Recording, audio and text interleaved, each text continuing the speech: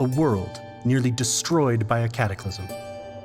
Saved by the actions of heroes long gone. A world that has survived, recovered, and even thrived. This is the world of Tyr.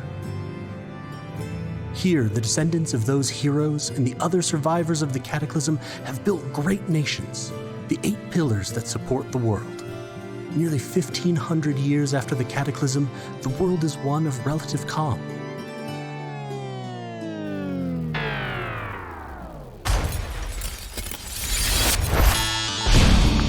However, beneath this veneer of peace, great forces move. With every shift and shudder, they threaten to disrupt the delicate balance that keeps the pillars standing. Now, across the world, knowingly or not, people must become heroes, or the pillars will fall and Tyr will be no more. Join us as we follow some of those heroes and see their struggles to keep their world from destruction.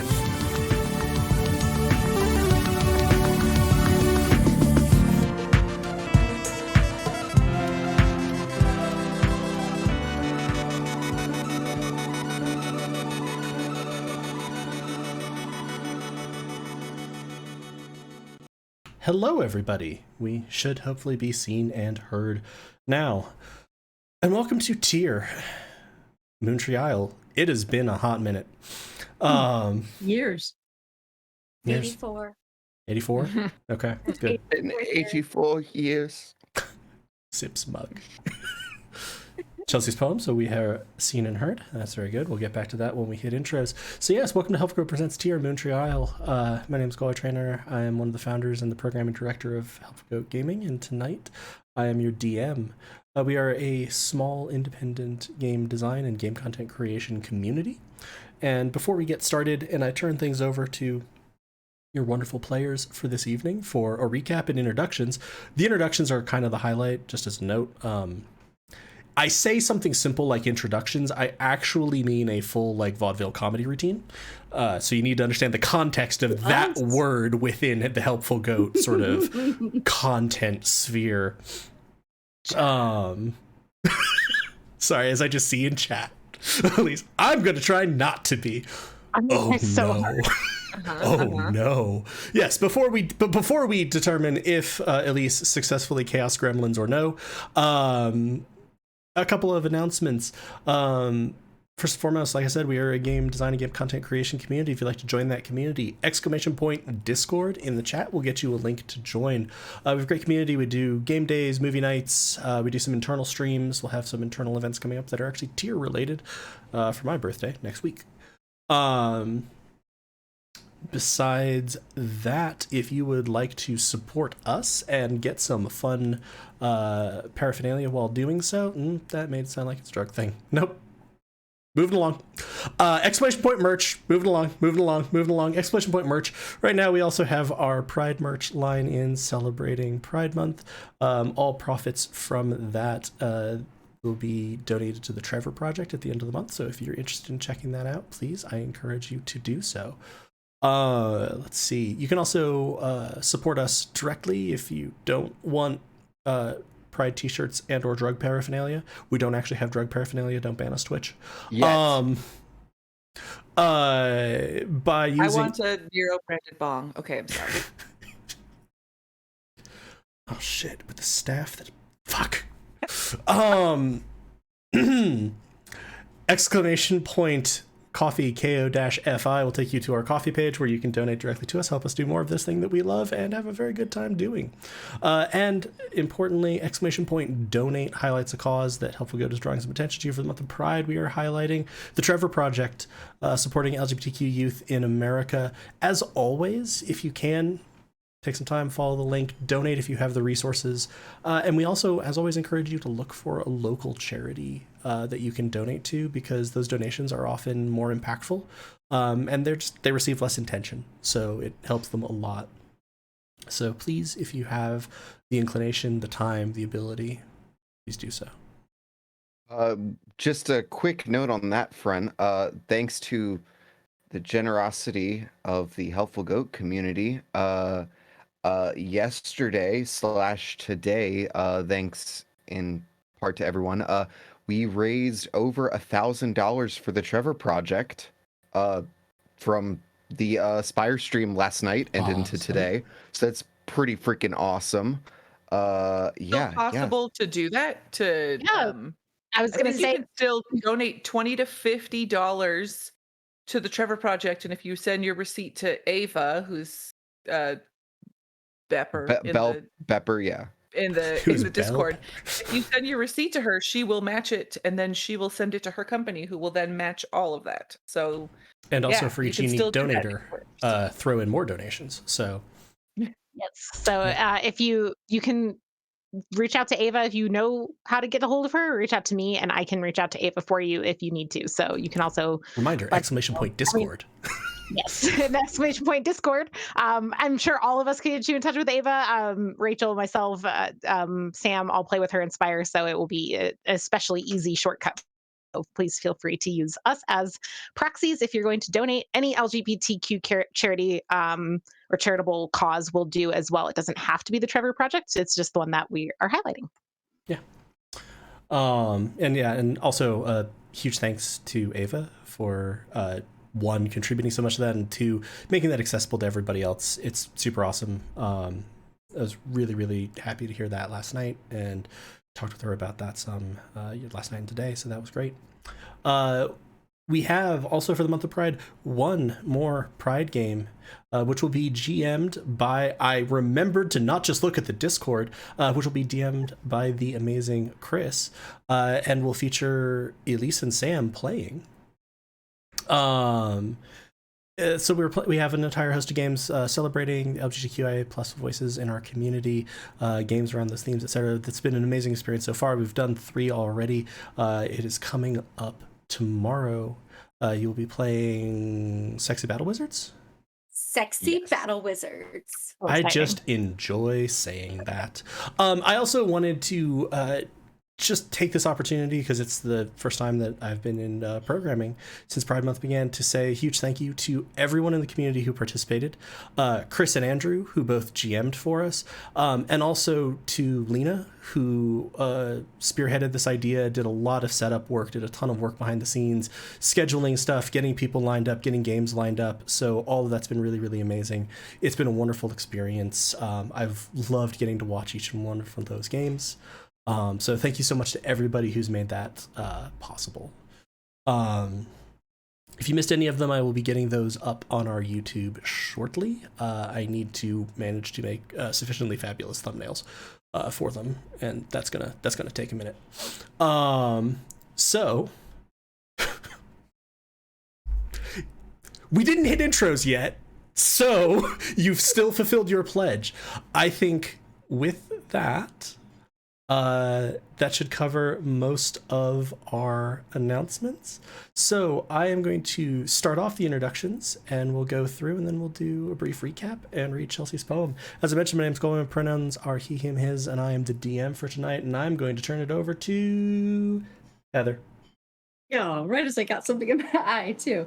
I'm Heather. My pronouns are she, her, hers, and I play Ressa, who is a dwarven cleric of the Forge, and she is also she, her, hers, and she's a cleric. I'm going to pass it to, I think, Sam that way. It's me. Hi, everyone. I am Sam, and I play Dent the Enchanted Suit of Armor, and both of us, as well as my special little AI chest ornament, Ed, all of us go by he, him, his pronouns. And I'm going to pass up through Majora's Mask up to Elise. It's a test. Hey, my name is Elise. My pronouns are she, her, hers. I play Minero, human rogue, whose pronouns are also she, her, hers. And I'm gonna pass it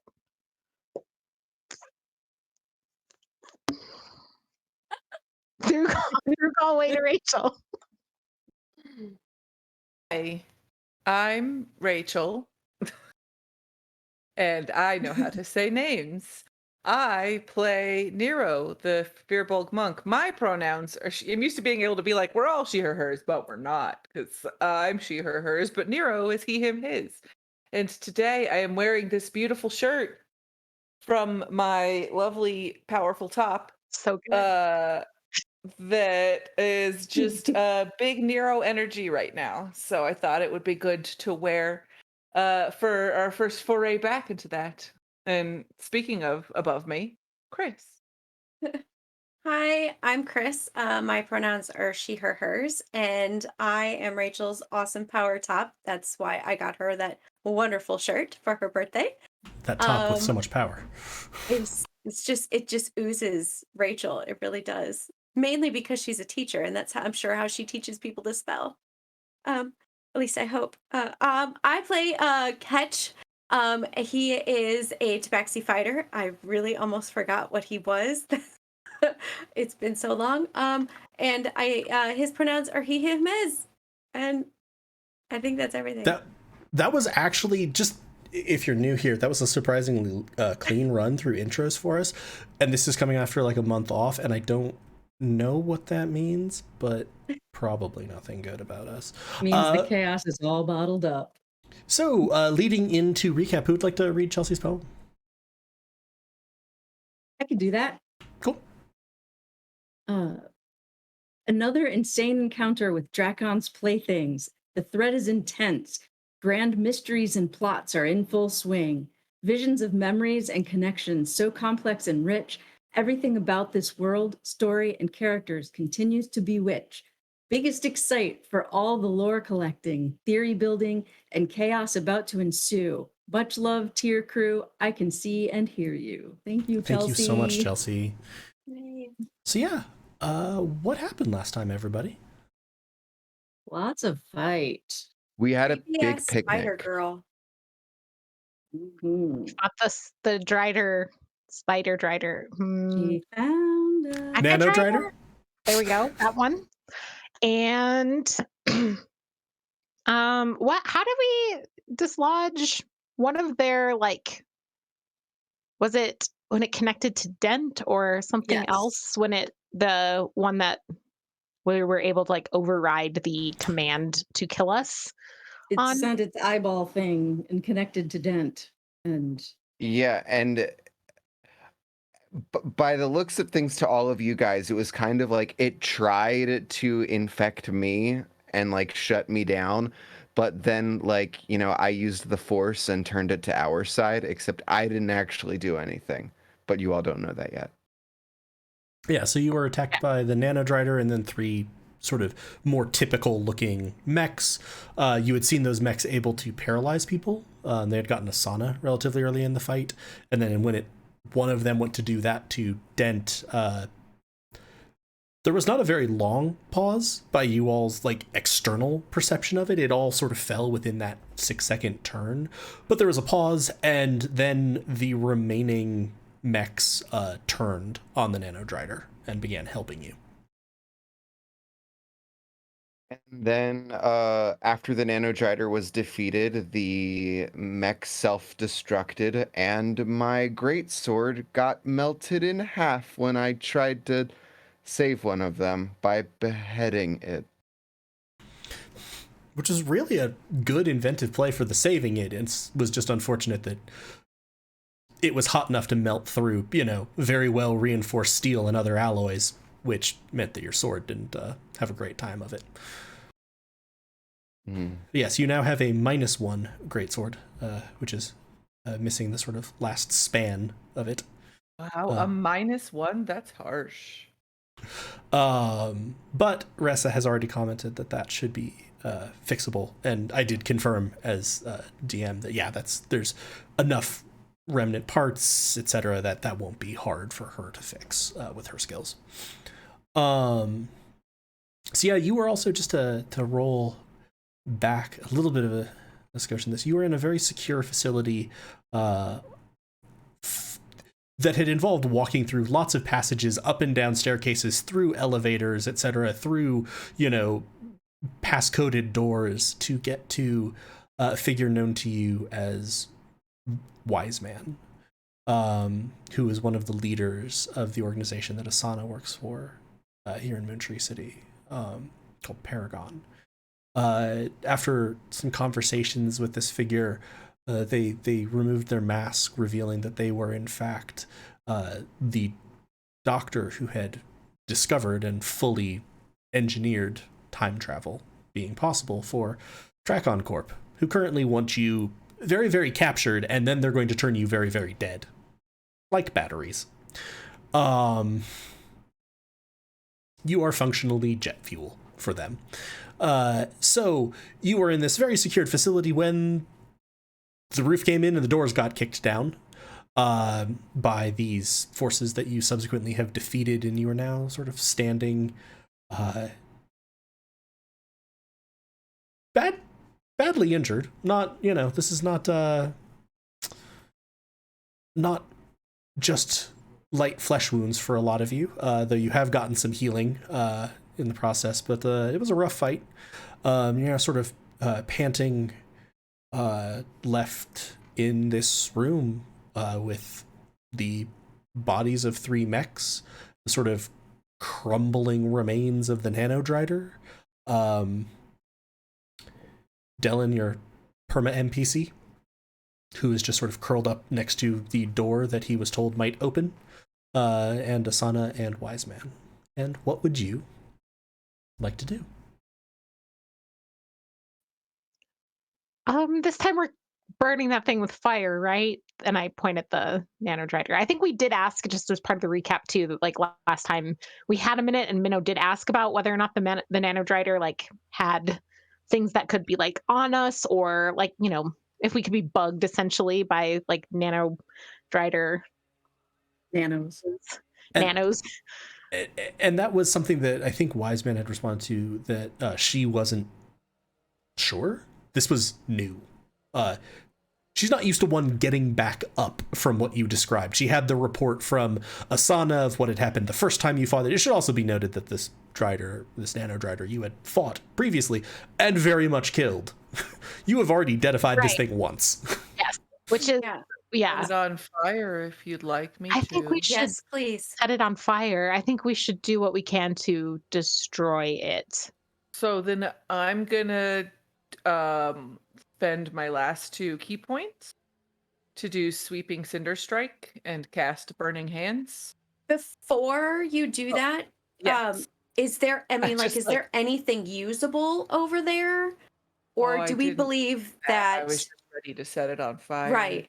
But, do we believe that even if we took something that was usable, that it could be traceable? Like, should we just... I think we should cast the chips engine, just burn the shit out of this thing? Burn the shit out of it. I don't mean to be stating the obvious, but I did explode the fire element in the flamethrower, so I don't know how much is going to be salvageable here. Hey, burn it to the ground. I can just sacred flame it over and over, too. I don't know if that's but I also really would like to set it on fire. Set it on fire. Nero's finally reached the point. Please hold. I realized we did not invite Craig. That no. bitch. Well, take it from the top. No promises this time about whether or not there will be chaos in the introductions. There's already been chaos because Craig wasn't here. Now recording. Fuck you, What's Craig. up, buddy? Craig. All right, there we go. Late as usual. Late as usual. Yeah, so I think that Nero just really is mad in his Nero-y way. And especially for how fucked up everybody else is getting to, and would just like to burn this thing. So it's just going to cast Burning Hands, and so it just a thin sheet of flames goes out in a 15-foot cone. Yep. And it ignites all flammable objects in the area as well. So cool. Just gonna sit there, my eyes are just gonna be unblinking, reflecting the fire as I just burned this thing very, very much. And that's not at all extremely disquieting for anyone. Yeah, no, then I'm not going to make you, it's a saving throw spell anyway, but you're able to do that. You're able to position yourself such that you are getting like the entirety of it in the effect of the spell.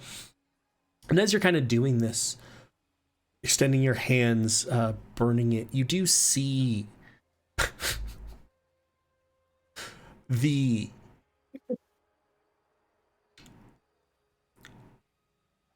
parts of it, essentially the torso up, that had the appearance of a humanoid figure that wasn't, you know, metallic spider monstrosity, is charring and sort of crumbling in. And give me a quick perception check as you stare unblinking into the flames. Constitution save for if your eyes dry out. You need Moontree City Visine. Can I do one too? Sure. I mean, this is a reasonable thing for you to be looking at. I'd say your DC is probably a little different because you're not right there. I rolled an 18.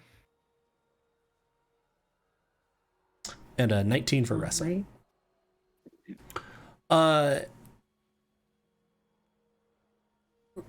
Ressa and Nero, you both perceive that you are doing,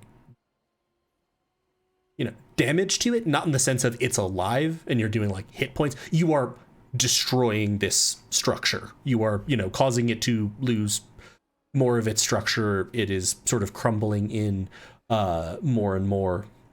So this is doing something to it. It's not like you're, you know, hitting just a giant boulder that is having no effect from the flames. Nero, because of where you're positioned and kind of how intensely focused you are on this, as this skin sort of chars and burns off, very quickly you can see, very briefly, and it's just sort of caught in the flicker of flames, you can see a glint of silver, of like metallic, sort of moving in veins through this apparently flesh torso. Does it burn up like normal, or? Essentially, I mean, it takes a lot to reduce a human body to ash. So you sort of are now just seeing a collapsed in pile. Some of it is ashy. Some of it appears to be that kind of ashen dust and sand that the legs are reformed out of, but now just sort of slumped down into a pile. They're no longer holding a shape. And there's, you know, bone, apparently. But you do look like you have blowtorched this thing pretty significantly. Is there any portion of this that like was wreathed in flame, but perhaps is now like, you know, cooled off?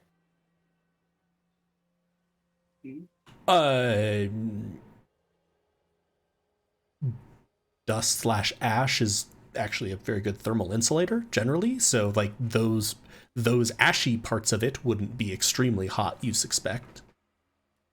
I got stuck between expect and suspect. Yeah, you know, Dent is still thoroughly taken aback by everything that's happened, but I think he would be curious as to if, you know, Ed might be able to kind of learn something about this, you know, nano substance upon closer inspection. So you're gonna try to like scoop some of it up, yeah, and present it. Okay. How are you wanting Ed to investigate it? Or to, I wasn't trying to lead you there to a word that is a skill keyword, but like, what are you wanting sort of Ed to examine it magically, physically, to try to interact with it as technology? I was gonna say like, oh, I was thinking Arcana because we know that Magitech, these things are combining. So but I would basically like Ed to be looking at this in such a way that he might be able to interact with those technological aspects to see if it's still quote unquote alive. And if so, is there anything that Ed or I could do to, learn something from it? I don't think Dent is capable yet of hacking into things, but, he was able to have some sort of connection with those mechs, so who's to say he might not be able to have some kind of connection with these particles? Cool. Let's start with an investigation check from Ed. Just trying to kind of suss out what the form of this is, whether you've scooped up any of it or you just have dust. Okay, I don't have a, skill for Ed's investigation. Am I just rolling my investigation? Yeah, that'll just be yours. Okay. Normal. Okay.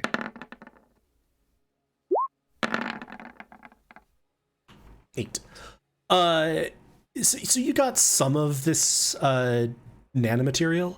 You're pretty sure you're sort of like holding out your hands and like sifting back and forth, and you are able to find some pieces that seem more intact. Like they have a little bit more of like the original almost blackish gunmetal gray color than just ash. So now go ahead and have Ed give me an Arcana check to try to sort of interface with it at a magical level. Okay, so whatever this is, +5. Gah. So 11. Okay. Sort of Great rolls starting the night off, everyone. You'll hear Ed sort of, okay, buddy, I'll take a look at the dust.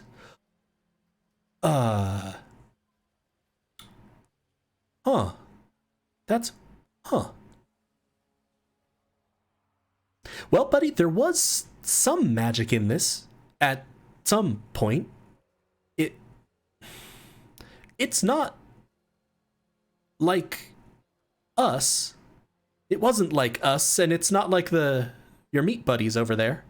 It was something else. I'm not really sure what this was, actually. But there were a lot of them. A lot of what? The little so you're a thing that thinks, and apparently the meat buddies also do that in their own way. Each of those little ones there kind of did a little of that just on their own. And then when you like put them by each other, they started to do more of that. Kind of like a beehive. Sure. Again, not a meat buddy, but interesting. Okay. Hey, Nero, can you do a detect magic and just see if there's any magic left in the general body that you just flamed? Because if any of those nanos are still magic-y, we should probably do it again. Yeah, I can do that. And I'll use my Fearbold magic to detect magic.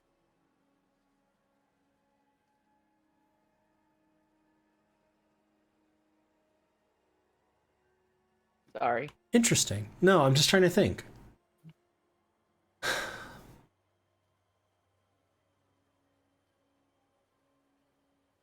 This is the danger of where I've taken magic systems far beyond anything D&D actually intended within its rules. Right.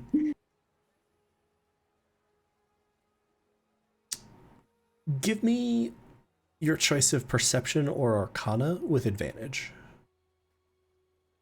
Perception. My arcana is a straight 0. 13. And I could guidance you. That you could, yeah. I would say that this was a skill check where you could have had guidance. It wasn't purely internal. You'd asked. You did ask me as well. Yeah. Right. 16. So 16. 16 for perception. So, looking at them, you can see a faint glow of magic in them, but nothing particularly active. And it's a little bit hard for you because most tech in Moontree City on some level has some amount of magic in it, including stuff that is very not sentient. Like the panel that Asana holds, the data pad, has minor magics running through it. The data ports are tech, but they also have a bit of magical energy in them. They're all powered by mana. Nothing that you're seeing looks particularly active or like, oh, there's clearly a core or nucleus of it where it's like alive or anything. So the answer to that question is everything here is very overwhelming and it's all magical all the time. And Boy. this is the same. Okay. It doesn't seem special, but everything is special. It's a weird place. And we're in the Incredibles. Also, just for a second, I need to show stream. I hadn't switched over to showing the battle map because it didn't really matter, but I do need to show them what you've done to the Nano-drider. Thank you. Very impressed with my beautiful artwork. I loved watching that happening. A real artist, you know. Okay. But yeah, so that's kind of what you've gotten. What would anybody else have been up to? At this, I will say, Wise Man and Asana, as you're kind of doing this, like, we should probably go soon. Yeah, let's go. Yeah. Where? Is there, I mean, do you have stuff here you need to get so we can take it? Because I don't think you're coming back. Nope, definitely not coming back. Nope, that's a no. No, I this is now Wise Man talking. I carry very little with me at any time. It would be a liability when one is being generally hunted. There should be vehicles out the door, which Dylan is sort of sitting there going. It's so pathetic, though. He looks back over at the like still gently smoldering corpse of a Nano-drider. About the second time that showed up, it bit me the first time. Oh, boo-hoo, Dylan. We've all got some damage going on. Some damage from teeth, some I damage am from not strong. trauma. Yeah, let's get to the vehicles. I think the sooner we find a safe haven, the better. Yeah, so at this, you begin working your way Well, through. this is like the third time that we've been tracked down when we thought we were safe, right? Or second. Yeah, we know Like about kitty boys. What? The kitty boys in the garage. My That brain was the heard first titty So that boys, was- and that so was I the literally same couldn't finish. We've so I was had just this discussion before. Okay, it's fine. The Baboo Boys. Yeah. The Baboon boys. Push the button. Okay. That was the first time the Nano-drider showed up. Salamander. It was a verbal push the button, so a verbal response of salamander. There you go. So in terms of people finding you when they probably shouldn't have been able to. This would be the second incidence of that. Both of which have featured the Nano-drider. Right, because we were The first time we showed up, they didn't find us. Right. Like she figured it out in time. Because you did very well on luck rolls. This would be the third time, because the first time was when we first arrived in Moontree City. It wasn't tracking though. That was, I think, just that they could tell that something had happened. They knew that we showed up. Now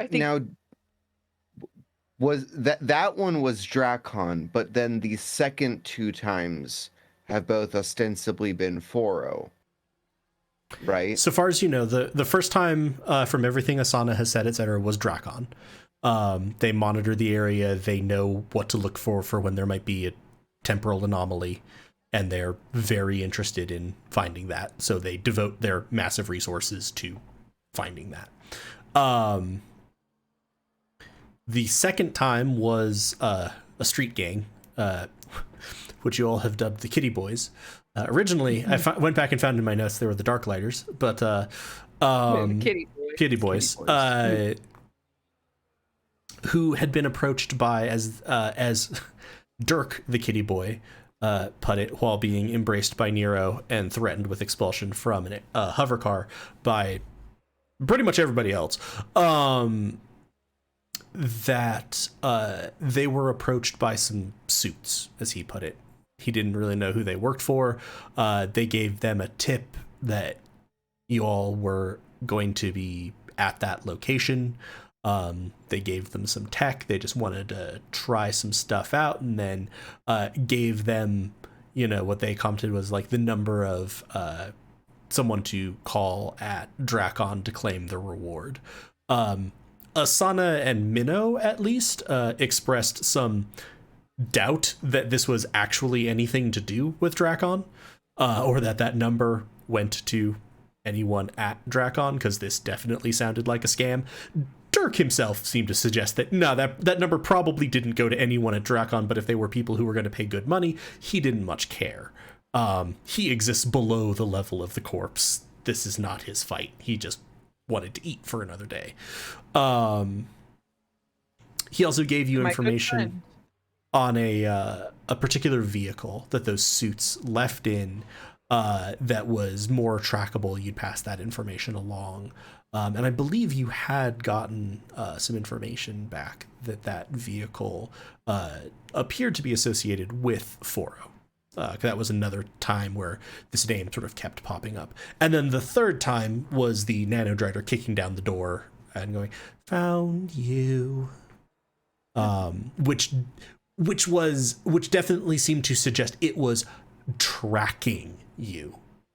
The ambush they had set up for you, so they knew you were there, but it was difficult to tell exactly.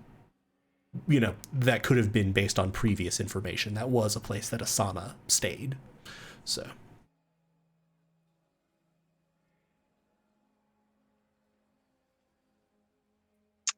Would Ed be able to tell if some part of, my upgrades, or, if any part of me is broadcasting a signal? Yeah, you've linked him into your full systems. I recall you did that when you ran your system checks. You can ask him to do a diagnostic check. And after even just a few seconds, as you're sort of walking down these corridors, I'm like, nope, don't detect anything broadcasting from you, buddy. A little hard to tell, still getting used to this whole new system. There's a lot of stuff on the net. Just a lot of stuff. I'm sure there is. I hear there's a lot of videos of cats. Yeah, a lot of those. Real confused by the meat people. They are kind of cute, though. Yeah. Meat people or cats? Cats are meat people, too. Cats are meat people, too. There we go. We need a shirt that says that. Galway. Cats are meat people too. Someone put it in the helpful quotes channel. Figure out how to do that in a way that's not utterly horrifying. Horror is the point. Yeah, no, it needs to be horrifying, just not utterly horrifying. I wanted to make it possible that someone might actually purchase a piece of merchandise and not feel like they'll get arrested. Purely horrifying. I'm not buying it. So, all right, fine. I'll chase this market of 1. 2. Sarah will buy it. 3. We're good. So yeah, it seems like Ed isn't detecting any open connections on you or any like ports. You also know that when you got into Wise Man's presence, one of the first things that she did appeared to either be something either tech or magical. You don't really know, and the two are not especially different in Moontree City, that closed off data ports. You all could feel that you lost any connection to outside networks, etc. But yeah, as you're walking, you are more than welcome to also ask questions of Wise Man. You can have conversations with her, with Asana. You're kind of hustling along.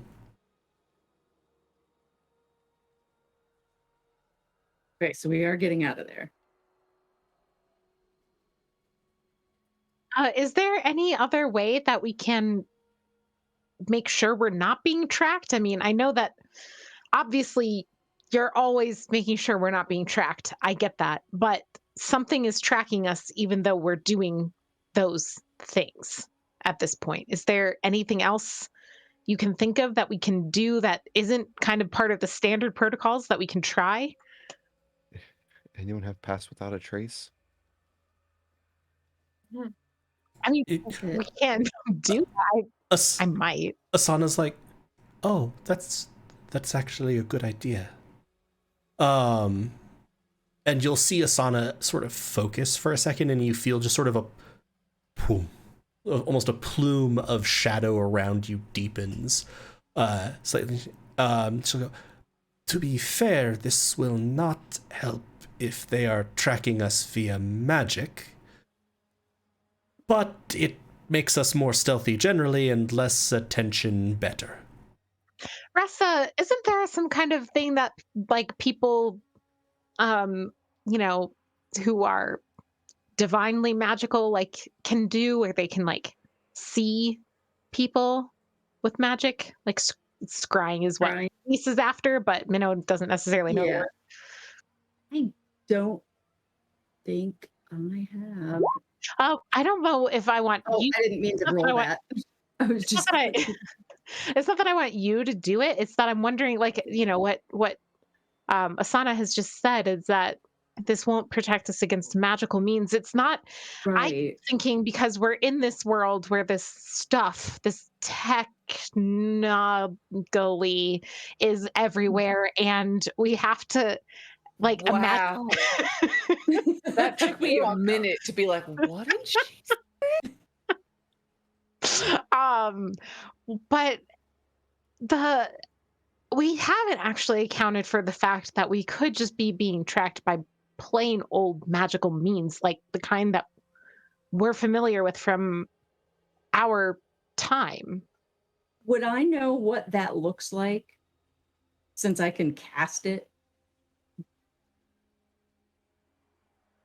I do have detect magic up, so I could maybe like see a ball. Because I was thinking maybe I could tell you what to look for if. Yeah, so I knew. You would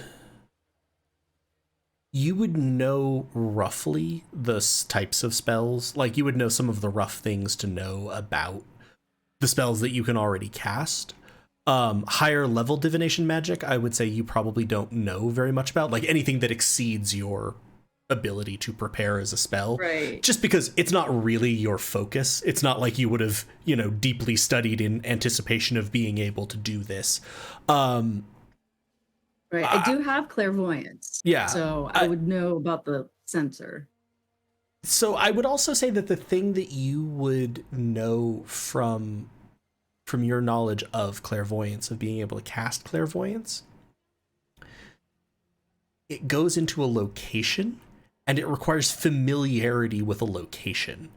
So if they were, it doesn't like follow people. Okay, it's not like scrying or divination where Right. it goes with, you can look for a person or people. Right. I will also say, Nero, you don't notice any obvious magical effects around you outside of the, you know, absolute shit ton of magical effects that you all carry around with you. I always love the idea of like detect magic once you get up to like the 15th level party and just like, oh god, my eyes. It's just Everything is magic. But yeah, you're not seeing anything with that. So to some degree, Ressa, you would feel pretty confident that if they're doing it, at the very least, they're above your sort of familiarity with these spells. It is certainly possible. It's difficult for you to say, and Nero, you do not see any ongoing evidence of that, of anything like a magical field around you. Outside of now, there is the faint, almost reverse glow. It's a glow of shadow for the Pass Without Trace that Asana activated. So I would relay my part. Okay, I mean, it's just one more thing for us to think about. I don't know, maybe Wiseman, if you are more familiar with whether or not that's something that people in this time do, the way that we, in our more rustic period, rely on such means for watching people. But just another, is that something that you would have like protections against on your safe houses and things like scrying spells and such? Yes, all of the branches of magic that you were discussing do still exist in our time. Some of them are less common.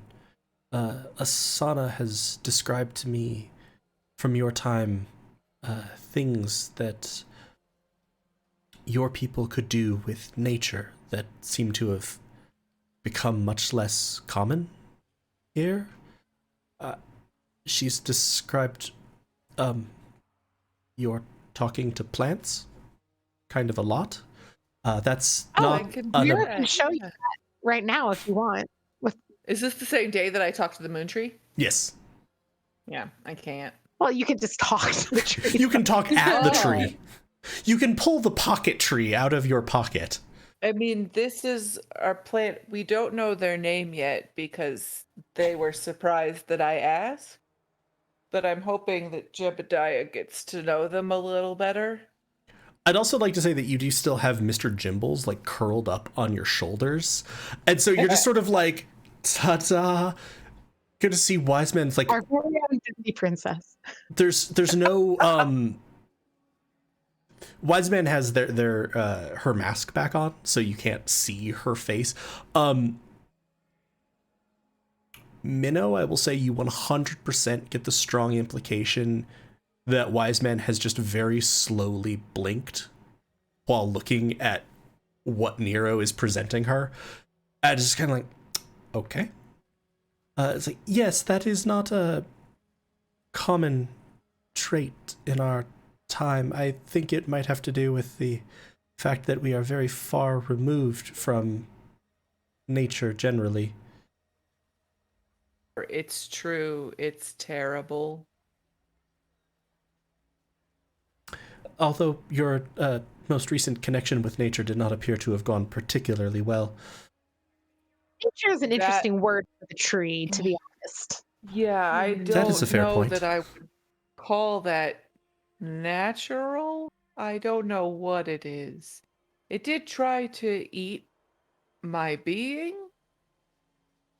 So I'm still curious. But I like my being, so. And it did something to me, and I'll show her my arm. the Yeah, wise and she man. she had that was actually the first thing I think you all had consulted with. Oh yeah, that's right. And she had suggested that you were doing the right thing and that likely sort of continuing to cast, I think it was remove curse that you'd put on yourself,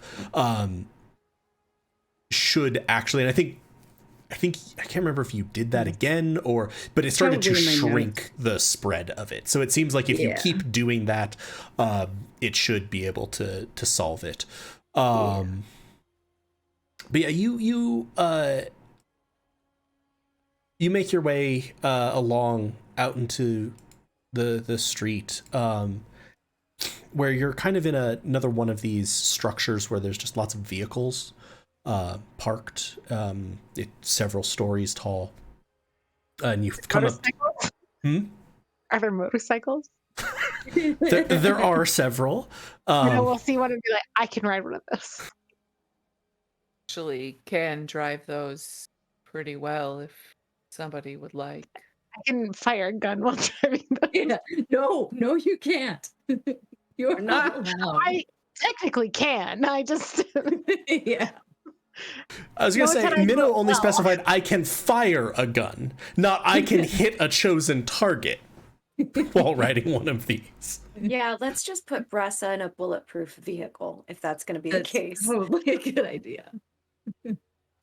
Yeah, I was gonna say you need you need motorcycle leathers that are just also Kevlar. Yes. But you'll move to another one of these sort of larger vehicles, similar to what Asana had been piloting you in before. I was like, perhaps we keep moving. And actually, as you pull out, you will notice several other vehicles of very similar sort of sizes and shapes will also begin pulling out. And as you get to the street, like one will turn to the left, one will go straight, another one will go to the left, you go to the right, another one goes to the right. So Minnow, probably you especially, would associate this, and actually Ressa and Ketch also would. These are decoy vehicles. You've either worked with or stolen from the wealthy enough to sort of recognize masking things. As you get out to and sort of as you turn,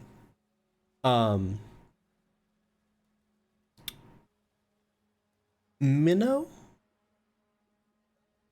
Well, no, I'm going to actually break this down the other way. Nero, on your shoulder, Mr. Jimbles, who again, if you're new, Mr. Jimbles is a Tressum wearing a bowler hat. Tressum is a cat with wings. Tressum is a cat with wings. Unpeel the layers of the onion. A bowler is a style of hat defined by. Mr. Jimbles will kind of start, or like, you know the way cats turn and like focus down on a point? That just sort of happens on your shoulder, and your gaze will be somewhat guided by that. And Minnow, out of the corner of your eye, you both, on sort of one side, you see this, and out of the other, which is the direction that they're looking,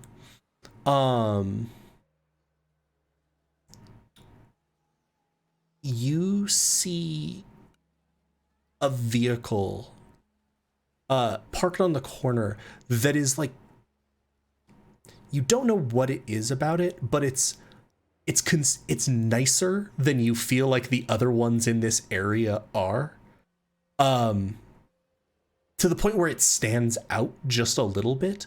And as sort of your vehicles are pulling out, you're just going to see it sort of slowly roll backwards, and then like go around the corner of a building. Someone saw us. That was definitely a thing. That nice vehicle just moved as we passed them. That's not good. I will alert others. We will continue to sort of shuffle. And so Asana at this will sort of turn, another vehicle will turn in behind. And essentially you're just driving through this city with multiple vehicles shuffling. I'm going to look at Mr. Jimbles. I'm going to be like, all right, we've got the blink once for yes system still going. Blinking Okay. once. I also need to say this out loud for the podcast because for the stream it works for me to just blink. You saw that first. You noticed that vehicle. Blink. You know who that vehicle belongs to? Blink, blink. And you're going to see sort of Mr. Jimbles cock his head. Blink. Blink, blink.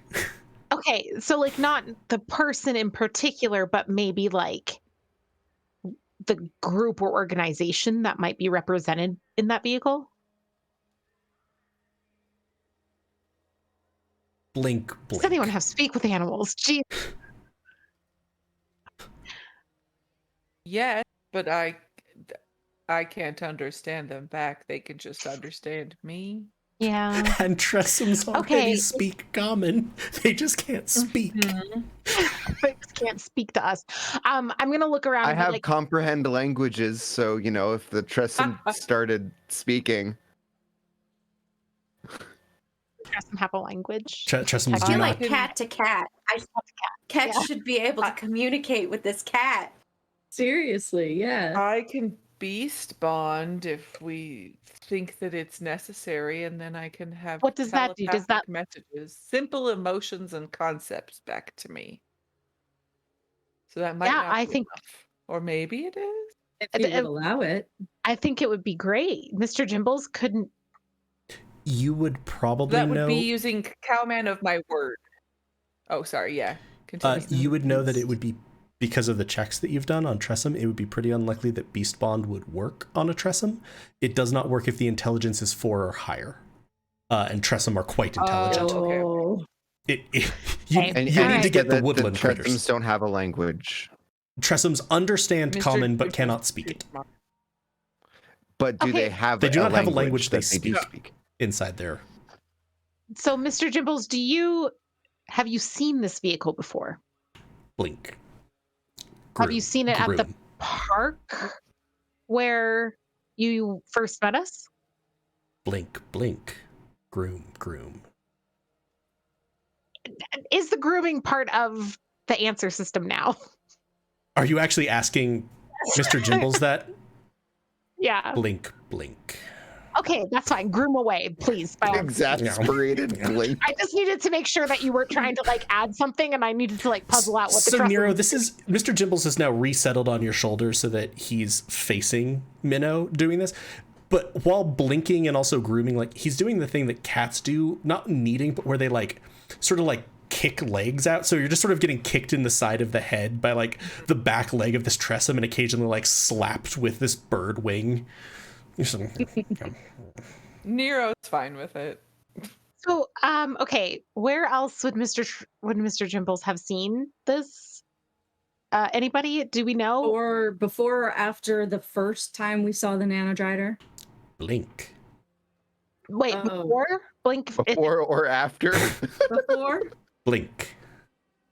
After. Not after. Oh, single blink. Right. And then after. Blink, blink.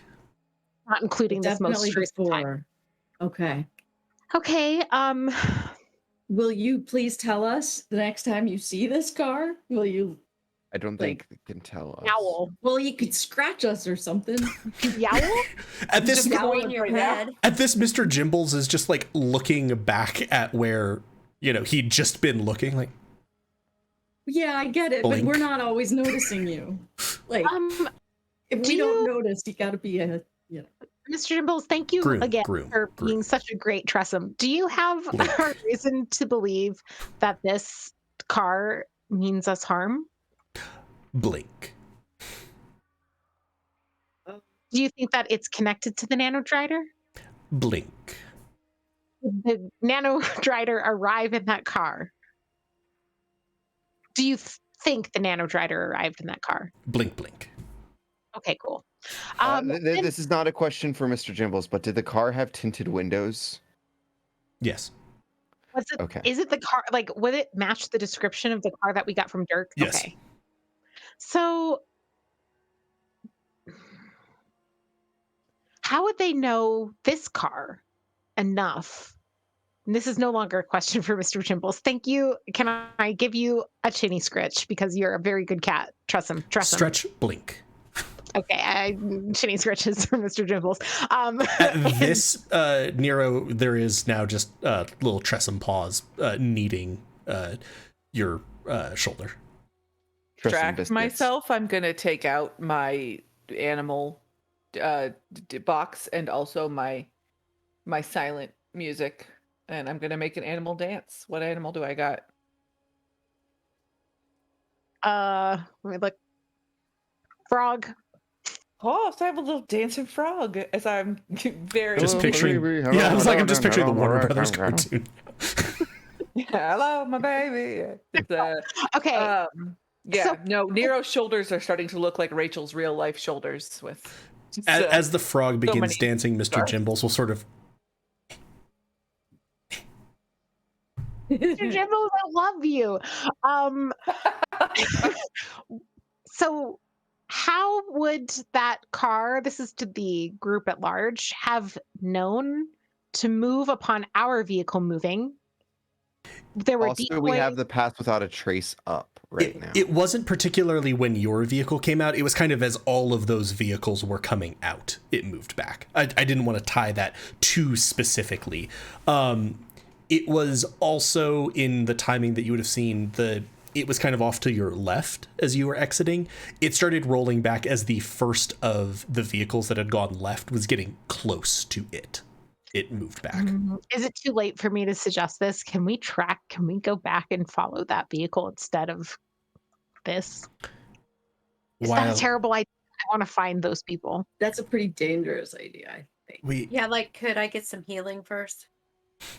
Yeah. But like this, when else are we gonna have a chance? Like, yeah, I mean, we can heal. Ressa can slap a band-aid on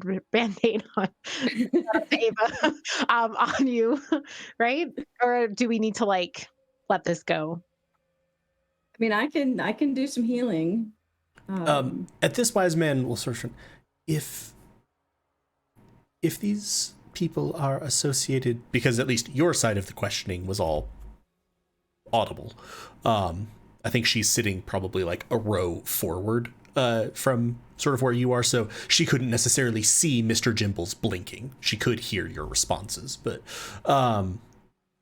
if these are indeed the people that sent these creatures after you, it is almost certainly associated with Foro, and fighting one of the pillars is, particularly more than one of the pillars at a time, is unlikely to end well for us. I get that. I'm not necessarily, I mean, what, hear me out. Is there a difference? And I don't know. So you tell me. This is a sincere question, not a rhetorical one. Is there a difference between us fighting all Foro and ambushing that car because they're not expecting it right now and getting answers and hiding the evidence?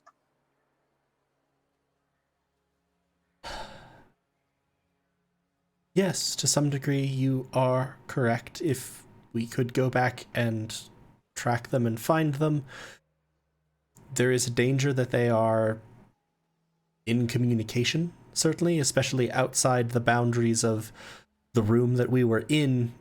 I cannot cut off data communications. They almost certainly will have been able to report to someone, so the ambush them and hide the evidence probably won't go quite as an ambush them and hide the evidence, but not without a lot more planning and the right technology, I think. Right? If they spotted us following them, they can call in more troops. Yeah, I think that, I feel it feels urgent right now, but I don't think it is in the same way that I'm inclined to want to feel it. Does that make sense? Like, it's like we have this opportunity and I want to take it because I want answers, but I think that they'll be back. And within that, if they were following up with the Nano-drider that was attacking you, if something should attack you again, it seems likely that they may be around again. It's not precisely ambushing them at that point, but if you knew of that and we could hold some things in reserve to prepare for it. The urgency is really that we have the drop on them right now if we go after them. But it's not much of a drop because they know we got away from the Drider. So No, and also I think we're not doing very well in terms of I think you're right. harm. Yeah, and Dent like flashes his broken great sword. I mean, I'm That I fine. You can take send care me. of. No, you're not fine. Yeah, 40 I 40 out don't of mean if I had physically. That's hilarious, Nero. Can I have the cat? Mr. Jimbles, would you be kind enough, if you feel up to it, to go and cuddle with Minnow? Mr. Jimbles is going to hop off of your shoulder and sort of go to Minnow's lap, but because this is a tressum, if you kind of picture like the cat hopping off of something, there's also like the wings flare, so it sort of like hops and then just like parachutes right at the very end, but does also slap the bejesus out of you with wings, but then it'll sort of land, begin kneading. I have Finch with me, right? I'm gonna just be like, Mr. Jimbles, I like you better than Finch. My poor familiar. Finch familiar. and I You're now have going an to feel understanding. The last time you fucked kidding. with Finch, you started rolling a whole bunch of nat ones, so you had to watch yourself. Oh my I'm god. just kidding. I'm just kidding. It's just that sometimes it's nice to have a cat. Elisa's jealous of all of my very good animals. You know, is jealous. Finch is, a great familiar. I sincerely love Finch so much. I love this like weird animosity that Minnow and Finch have. Anyway. I just love the fact that they went with Find Familiar as a spell. And I'm like, yeah, that's a really good spell to have. And like, yeah, you can have your animal familiar. They're like, no, it's a Fae spirit. I'm like, do you know literally anything about the Fae? And why would you base a familiar on a Fae spirit? Oh, God. That's not someone who's there to help you. It might murder you in your sleep.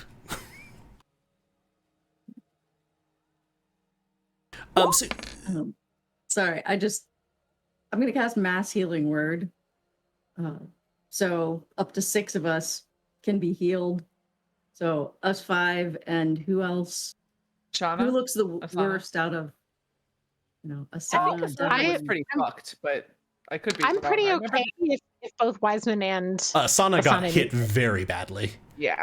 Okay. Wiseman Yeah, never got hit. If Okay. Wiseman had gotten hit, I mean, I'll take Wiseman all three. probably would have What about died. Dellen? Dellen Yeah. didn't really actually get hit. Okay. Okay, so we'll all take 8, and then Asana can take 8 as well. I'm almost back up to full, which is I'm at 30.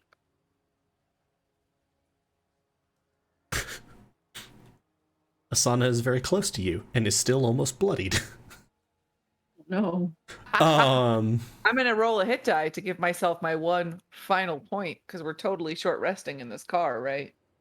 It has defo not been an hour yet. I will say that you are at an activity level that meets the requirements for short resting. So once we hit an hour, I'll let you know.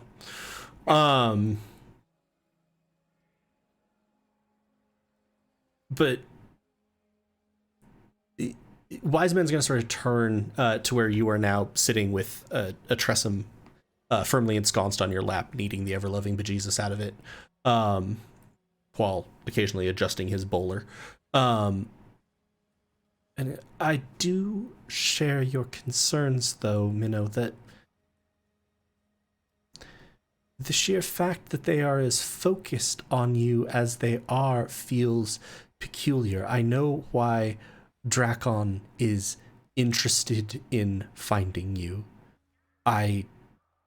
We understand that. We know this. Why Foro would be able to find you? There's nothing to have suggested that Asana had been compromised at any point. This is peculiar to me. And Ketch, as you're going along in the car, now free from the constraints of both the room and Wise Man's abilities that had caused you to not have a network connection. With your data port sort of reconnected, you're going to see a little like ping in your heads-up display of having a message. Like a text message? Like a DM? Is it an email? It's like basically like a direct message. Is it from an Arabian prince offering me $1 million?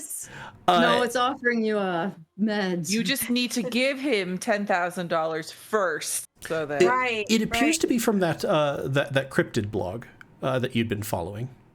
Sweet, I'll open that up.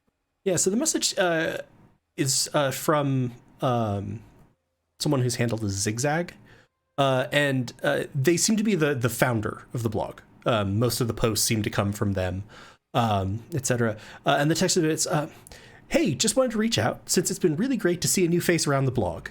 Open parentheses. Not that I've seen your face. I'm not one of those corpo spy blogs. Just meant that it's been great to have someone on and be interested and active. Sorry, didn't mean for you to think I was a mirror chameleon or anything. Or a corp. Not those. Sorry. Again, just so excited. Close parentheses. So many red flags. This person's anxiety is like my anxiety in a nutshell. Has anybody seen Steven Universe? Because this is also defo Ronaldo trying to keep Beach City weird. So just sorry. But anyway, I found that most people are interested in the blog because of having had an experience with a mysterious creature. So I wanted to see if there was any content that you might be interested in contributing to the site, helping people be prepared for what they might come across. Anyway, if you have any interest in doing so, I'd be more than happy to get to talk about that. Be really great. Again, not a corp, mirror, chameleon, anything like that. Really sorry if I gave you that impression. So glad to have you on the site. Okay. There were legitimately several like soft line returns before that final. So excited to have you on the site. Okay. Can I want to pop back to that site and see what the most recent post is. Okay. Yeah, you'll sort of scan through, devote like a portion of your heads up display. So sort of like more or less the back of Dent's head is now sort of covered by this semi-transparent heads up display of the page in your field of vision. And you see an article about a creature called the multi-wolf. And you're sort of like quickly scanning it, and it seems to be it's a predator that is being found in the forests of what you would know as greenwoods, so south of where you're located on another landmass. And it's sort of describing in very cryptid blog sort of language, like the scene setting. I'll also admit I have not been on many cryptid blogs. I have not done sufficient research for this particular NPC. But I kind of imagine that cryptid blogs are to descriptions of cryptids as cooking blogs are to recipes, in that you're going to go through at least like 4 paragraphs of like scene setting story. Probably. My children really love to do these things in the summertime. And also, one time we saw the Mothman. Pretty much, yeah. Well, it would be a bit more of like describing the setting, like what I know. I'm just a fucking annoying but very atmospheric piece amidst the tall pines of this forest. Blah blah blah. There was a maple leaf that was overturned in just the right way that looked like it had a hoof print on it. Yes. Made a fucking cryptid blogger be an NPC. But the gist of it, once you sort of get through the fluff, is it seems that this creature, when it bites someone or something that it's attacking, it's some of its teeth break off and remain in the victim, and if they're not removed very quickly, eventually the victim will be transformed into another multi-wolf. Fuck yeah. Sounds awesome. Does this sound like anything I would have heard about, or sounds familiar to anything like from our time? Go ahead and give me a history check. Yeah, that's gonna be I great. definitely heard a history check. Yeah. Can Nero have a multi-wolf as a pet? No. 11. That doesn't sound particularly similar to anything that you're thinking of from your time, though it is interesting that some of the sort of the speculation section, the whole thing, discusses that it's not clear if what it produces is another multi-wolf or another copy of the same multi-wolf. And that kind of sounds like some of the things that you had seen about the tentacle creature that you'd found some information about. Like, that seemed a little bit reminiscent. But there is something that's tickling around in your brain. You're not quite able to put your finger on it, but there's something about it that you feel like it connects to something, and you're not quite sure what that is. Not about that part of it. It's something else. Right. Something. And this most recent blog post was written by the person who contacted me. Yes. Are there, just a quick skim, are there any other posts by any other contributors, or is it just from? Yes, there are posts from a handful of other contributors. Just as you're doing like the first, say, 25 articles, like you're not going to the next page, but the first page of results does have a couple. Unlike the ones by Zig-zag, where they're on a lot of different cryptids, you do see at least one case where one person wrote 2 articles, but they were both about the same cryptid. So that would seem to kind of line up with what he's saying. Okay. Okay. I would do I feel like if I were to reply to this email that it would be secure? Yeah, you don't think that this would have anything that has like your location data or anything about it? Nothing that you asked was relevant to anyone in this time? If that makes sense. The stuff you were looking up wasn't like, how does 4.0 track people? That was all focused on what you had seen before. What is Ketch's online handle?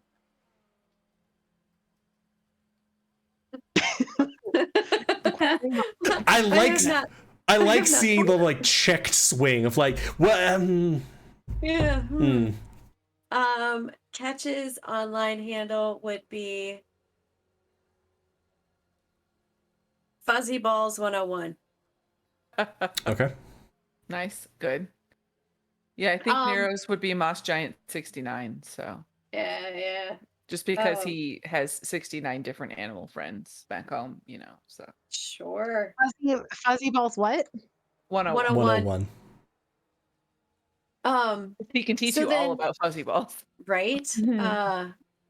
I would respond to him, and I would kind of just be like, yeah, it's great to be part of the community, yada, yada, yada. I've got a few things that I could probably contribute, but I'm really interested at this time about your most recent blog post. Is there like more information that you'd be willing to share? Looking forward to helping your community grow. XOXO Fuzzyballs 101. So you send that, and like you send it, and it's almost a little status thing underneath, like instantaneously switches from like delivered to read, and then you just start seeing like the little like feedback of someone is typing. Wow, somebody's not like hard up for communication, are they? But that is where that is.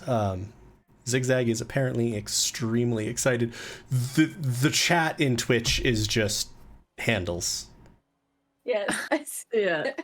I'm quite partial to Ketch. I am making a list in my character notes on roll 20 of everybody's you. handles. So this is good. This is Important. good. These are fun. Dellen's is probably something like, firm hand 24739, because he could only come up with one idea, but it's been That's taken gonna so many mean- times, and he's just having to just iterate over the numbers. That's going to mean some different things depending on which sites he goes to. You really think that Dellen should be released to the internet? I No. understand what I have done to this poor creature. And what? Like 2379. Like it was the old style where it was just like, we can give you this. He's like, okay. Right.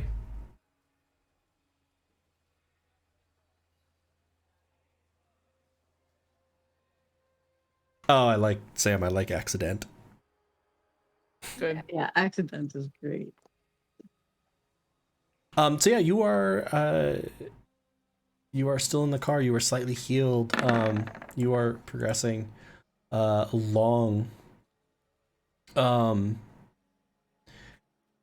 Anyone have anything that they're wanting to do while Ketch is engaged in responding to this DM?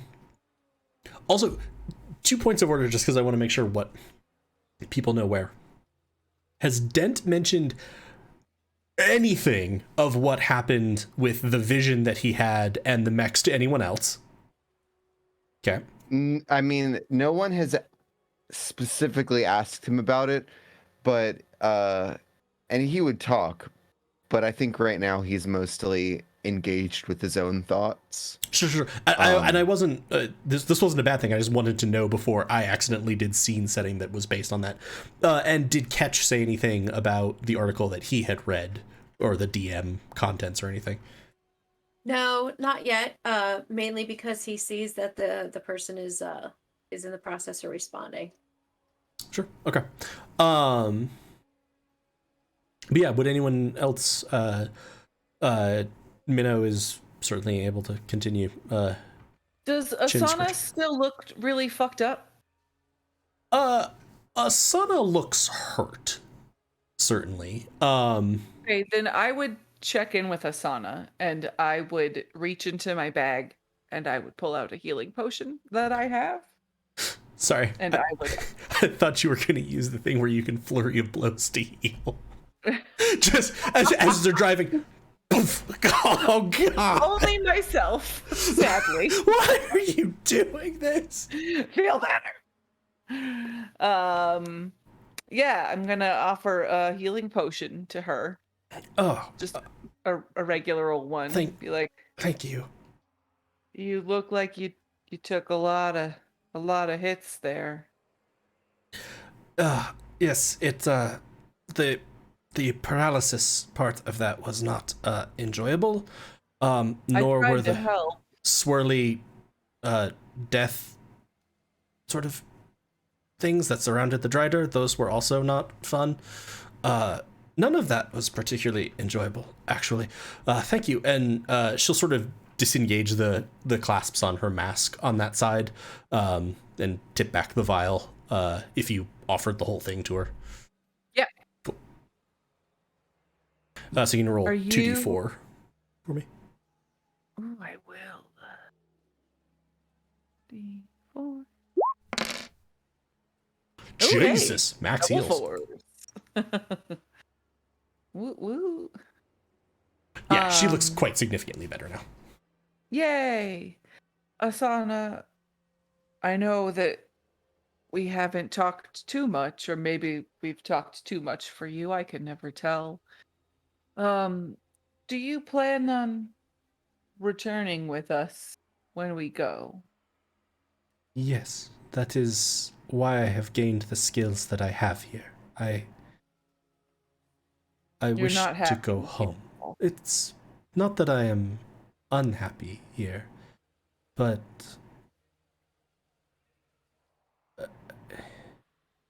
I cannot get back the time that I have already spent here, although from everyone's descriptions of things, perhaps I can, since I will apparently be back.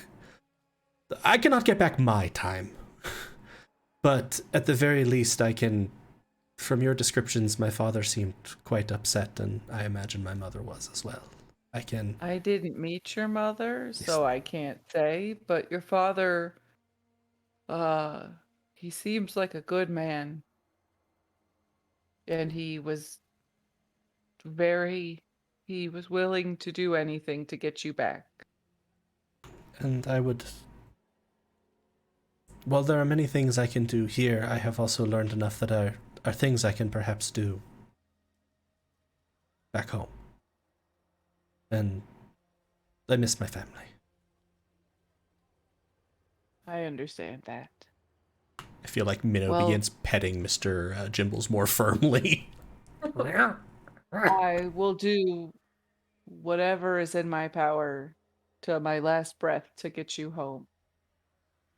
I appreciate that. I hope it will not take that. Me too. I really like living. If I could keep doing it and also get you home, I think that would be the best of both worlds. Yes, that would seem to be ideal. And then Nero just clicks out a new animal. I like that Elise hears that. It's like, huh? I have a job. A mole.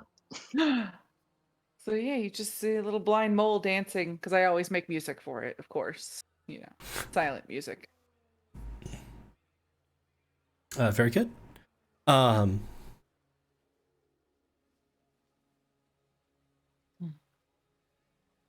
Ketch, in your heads-up display, you now see a message that sort of extends beyond the bounds of your heads-up display. Yeah. Just so I don't have to ad-lib that level of effusiveness, a whole bunch of it is essentially just, oh, thank God. Oh, thank God. I was so worried you were going to think that I was a corp or a mirror chameleon. I still do. A what? Are you is that Elise asking Galway the words I'm saying, or? A mirror chameleon, you know, one of the most well-known cryptids in this area. Yeah, no, I heard mirror chameleon. Thank you for asking, because it is often that. But I just want to make sure. Yes, that's I'm saying some weird question. shit, so I'm trying to decide. But so you had inquired like about the most recent posting. And so once you sort of get past this, super excited, just, oh, thank God you don't think I'm creepy. Well, let's not jump to assumptions here. Yeah, I didn't say that at all. It goes into, there's several attachments, and there's this discussion of, there's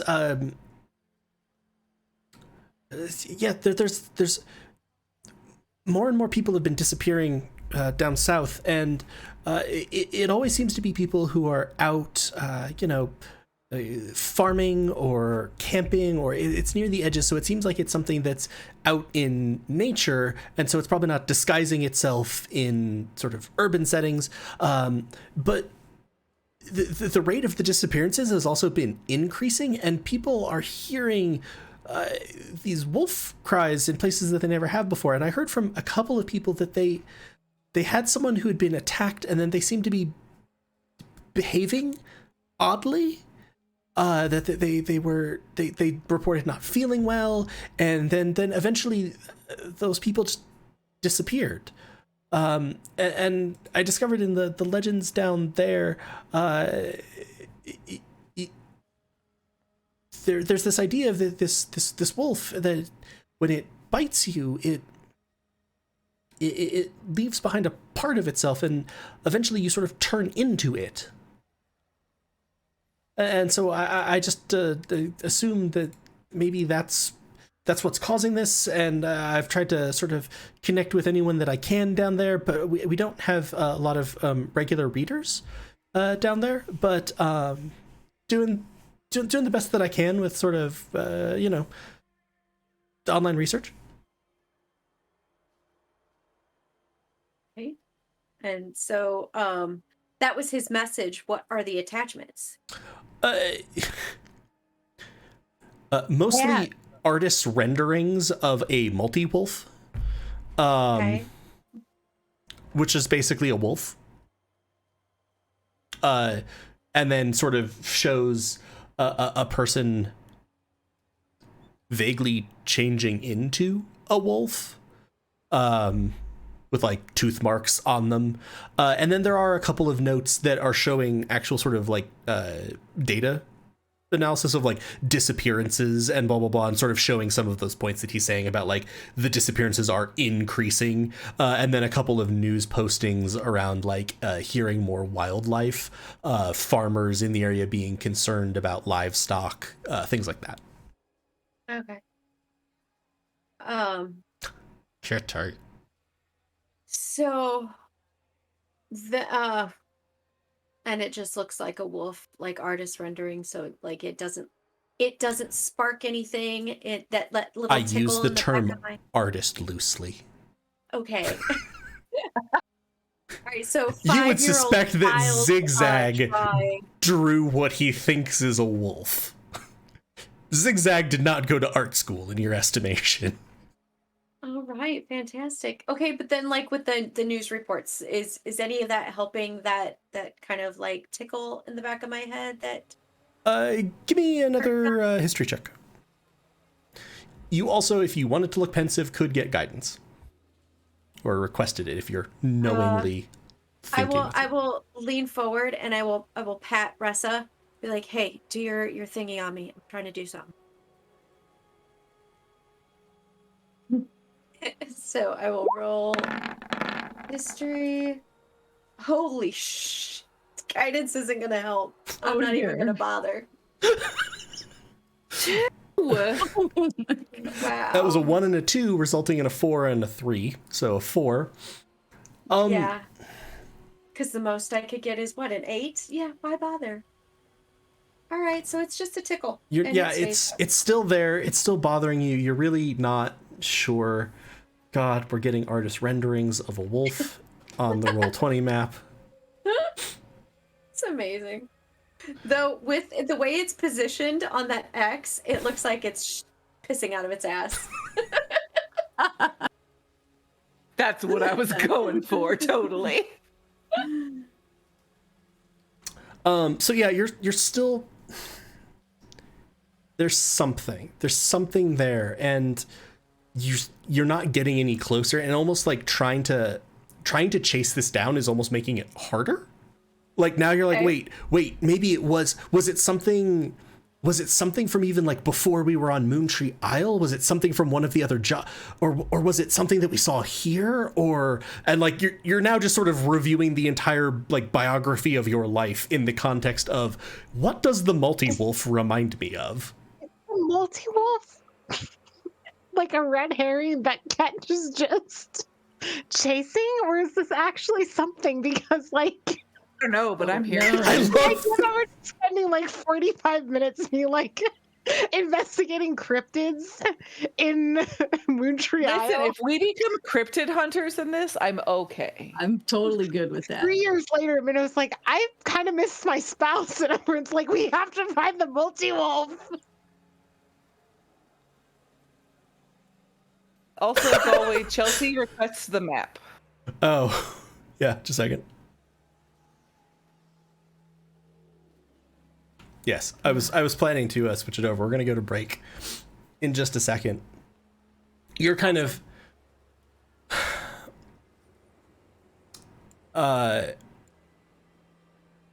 so as Ketch is pondering this, as Dent is sitting with his thoughts and trying to think about the vision that he saw, what it means, what Foro might mean, as Minnow is increasingly vigorously petting Mr. Jibbles. The bowler is kind of rocking back and forth, and as you're taking the potion back from Asana,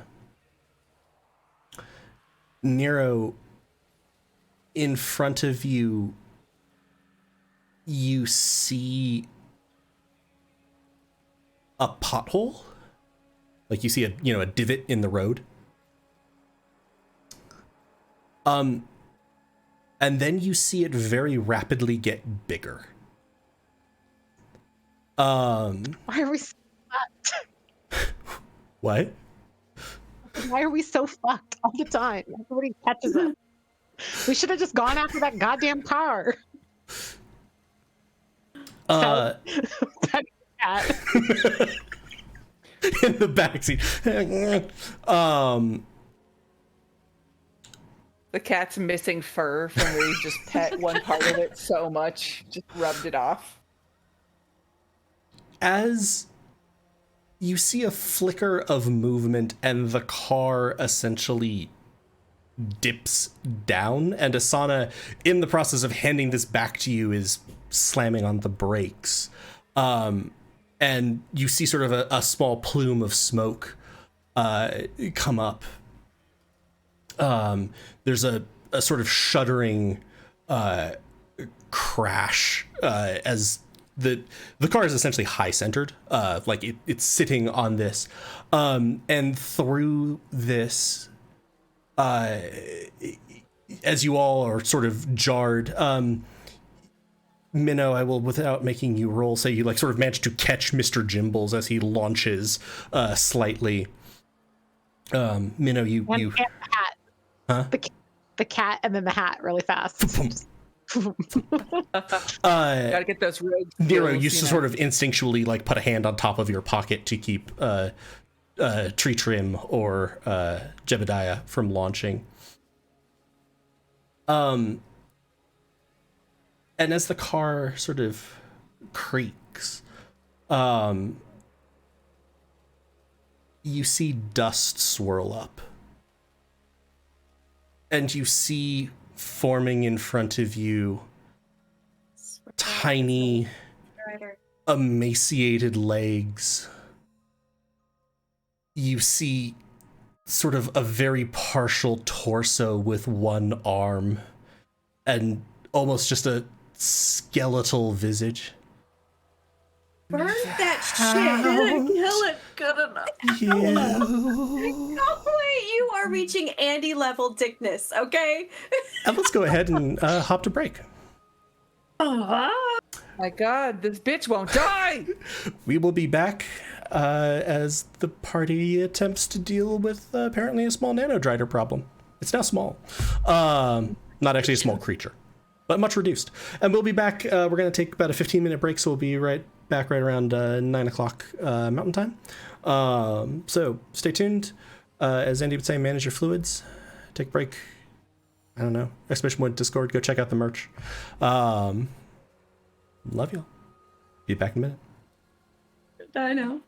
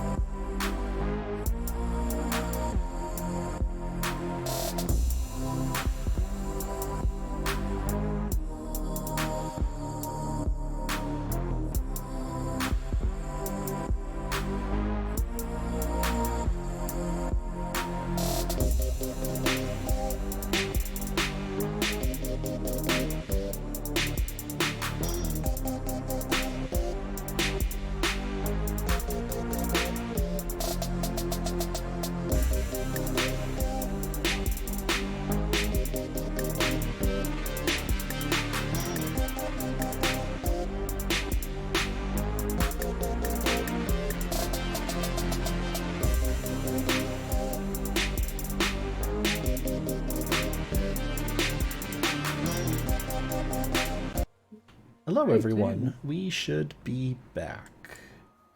This is a hot one. Nice, nice, nice. Unless we left the Marauders. I'm at just okay. Hmm? I thought maybe we were gonna get an explanation. From Sam? Yeah, Unlikely in that- the extreme. Really, I I realized get bigger as soon as glasses, said but I it, forgot. Should I go get my bigger glasses? I said I would, but I forgot. Anyway. Welcome back to You can. Moontree, where the Marauders have had some conversations in a car. Ketch has been dealing with DMs from a very eager cryptid blog owner. I don't know. That might give Zig-zag too much credit. And currently have a car that is slightly crashed into a newly formed sinkhole, within which the much reduced, far smaller image of now four-legged spider-legged Nano-drider is slowly taking form. Before we cut over to the map for that, though, just so people can see the other wolf, which I was precisely outside the bounds of where I was looking on the map, so I also scrolled up, was like, oh god, another wolf. Yes, and Lilu Dallas multi-wolf. If it's going to be a multi-wolf, there has to be more than one wolf on screen. It's fair. Yeah. And no, that I can't get anywhere that I want to with Twitch. Instead, I move you all here. So guys, hey, is a multi-wolf a one-man wolf pack?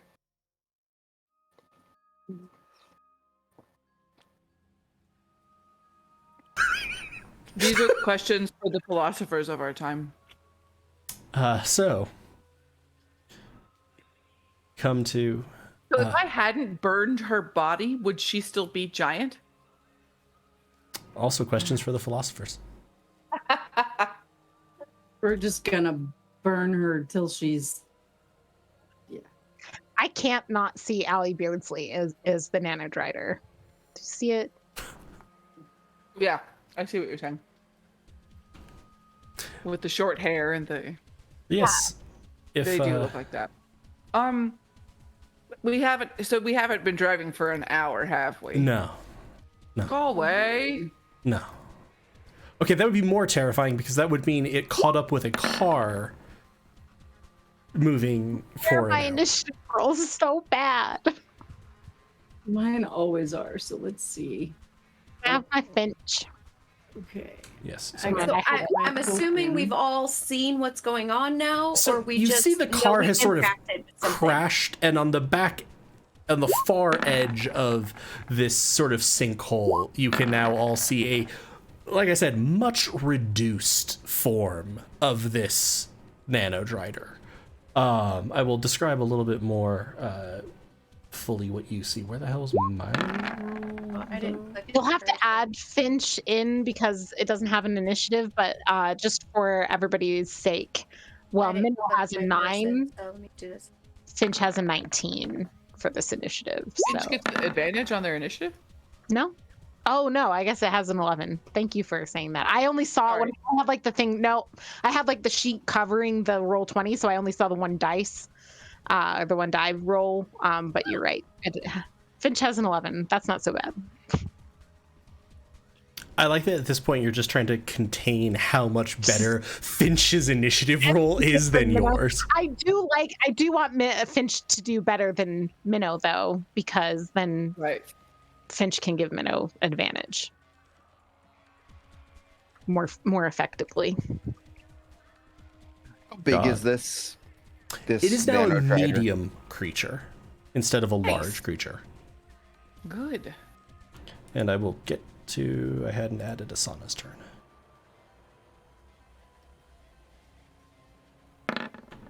Jesus Christ.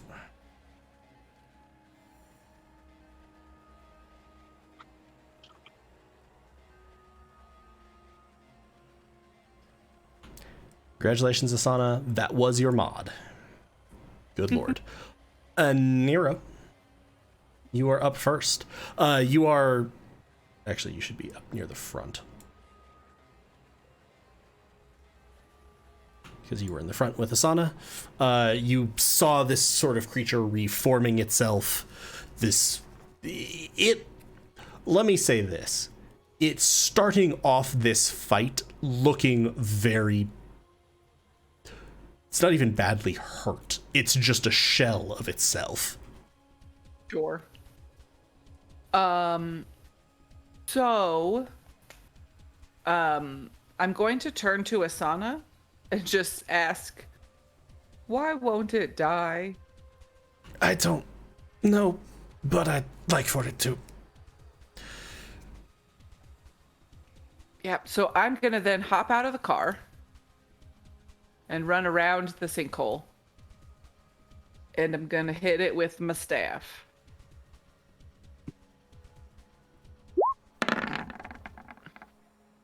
$11 does not hit. That's very rude. In fact, as you any more swing key at it, points. it just sort of phases through part of it and doesn't seem to have hit anything. If I had key points, I could do things. I believe you still have I'm extra ahead attack again. at least. Oh. I do. But that's a crit fail. Oh. So, does something happen to me? Roll a d20 for me. But I don't wanna. 12.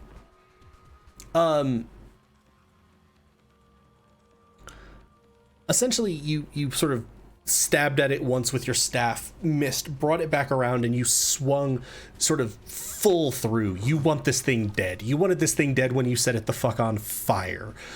So you're swinging just full force, and sort of you connect with it, but it just disperses into the air. Like, you don't actually hit it, you don't do damage, but almost the mismatch of this, you're so well trained to prepare for, the shock running along your arms, etc. You are prepared to brace it, and you just kind of lose your grip on your staff, which is now lying next to you on the ground. Can I use my bonus action to pick it up, or? Yeah, I'm fine with that. Okay, that means I won't get to punch it again. But I will use my bonus action to pick it up, and then I will basically just run all the way around the car and away. This is Nero's fighting style. He's like, I'm gonna fuck you up. Bye. Incidentally, Minnow, as you sort of sprawled, there's 2 finches on the map. Okay, weird. I put Finch on the map. Okay, I also put Finch on the map, I guess. I'm like, why do I see 2? Well, now I have 2 Finches. What Oh, is Get back now. Why do you think that will be better for you? We were talking about the familiar that you just said, like, you're better than my familiar to Mr. Jimbles. I just like how you're I like, have an understanding. Finch knows what I mean. mm-hmm. Yeah, the Fae, famous for their understanding. You mean the Fey hawk that you turned into a fish? Yeah, he cares what you say. That's my fucking point. It's too late. This thing The bridge burned. already over. Ressa. I'm gonna drop a wall of fire around it and let it burn.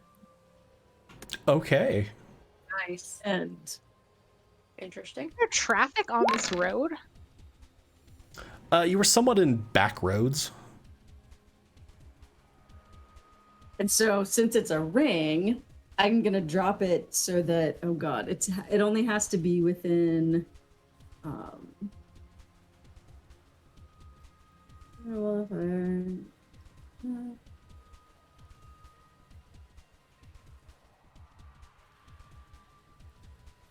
looking for how close they have to be, because I'm not making it a big ring. I'm making it just so that, like, if they move, they're gonna have to take the damage. I'll make it tall and very narrow, like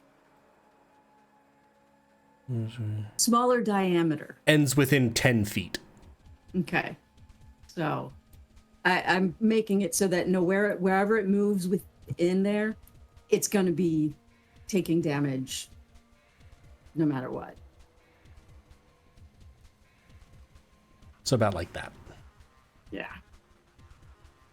That's a little tighter than it would need to be, but right. It makes a dexterity save. Sure isn't very dexterous anymore. 17 damage. And then let's see. And it does that on each of its turns, I believe. When it ends when the wall appears, it has to make a save. On a failed save, it takes the damage. Yeah. On the side that's damaging it, if it enters the wall or if it ends its turn there. So basically, you're going to get at least one more proc of damage because it either has to flee this area or stay Right. inside it. Right. And that's all I'm doing. Unless, do we need to back up? Oh no, never mind. I think It's one way. Okay. Yeah, I'm Yeah. good. Finch.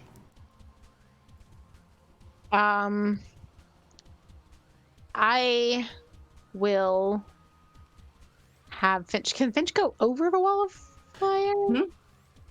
You'd have to be hovering at least like 20 feet up, though, because I think the cylinder is 20 feet tall.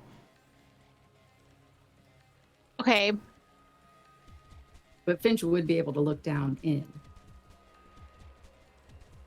I guess the question is really like, I mean, it has a 60-foot flying speed. And do we have, just for the sake of the spell mechanics, do we have like disadvantage or anything on like a attack going through the wall of fire because we can't see? It right? heavily obscures the area within it. Or the two sides are heavily obscured from each other. Yeah, then I'll just have Finch fly up above it, plenty out of range of the flames so that Finch doesn't get hurt, and maybe just do a perception check on what's happening to the drider inside. Sure. Just curious, like, to have it relay information to me, like what's kind of happening. I have advantage on checks that rely on sight. Cool. Because that's the hawk stats. Is that accurate? Yes. Okay, let's do it. Guidance would just require have guidance. Nope. Guidance Yeah. would require an action.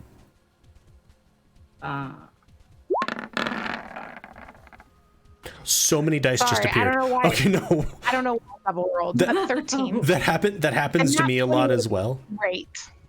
You did manage also to roll both a crit miss and a crit hit across those 4 dice.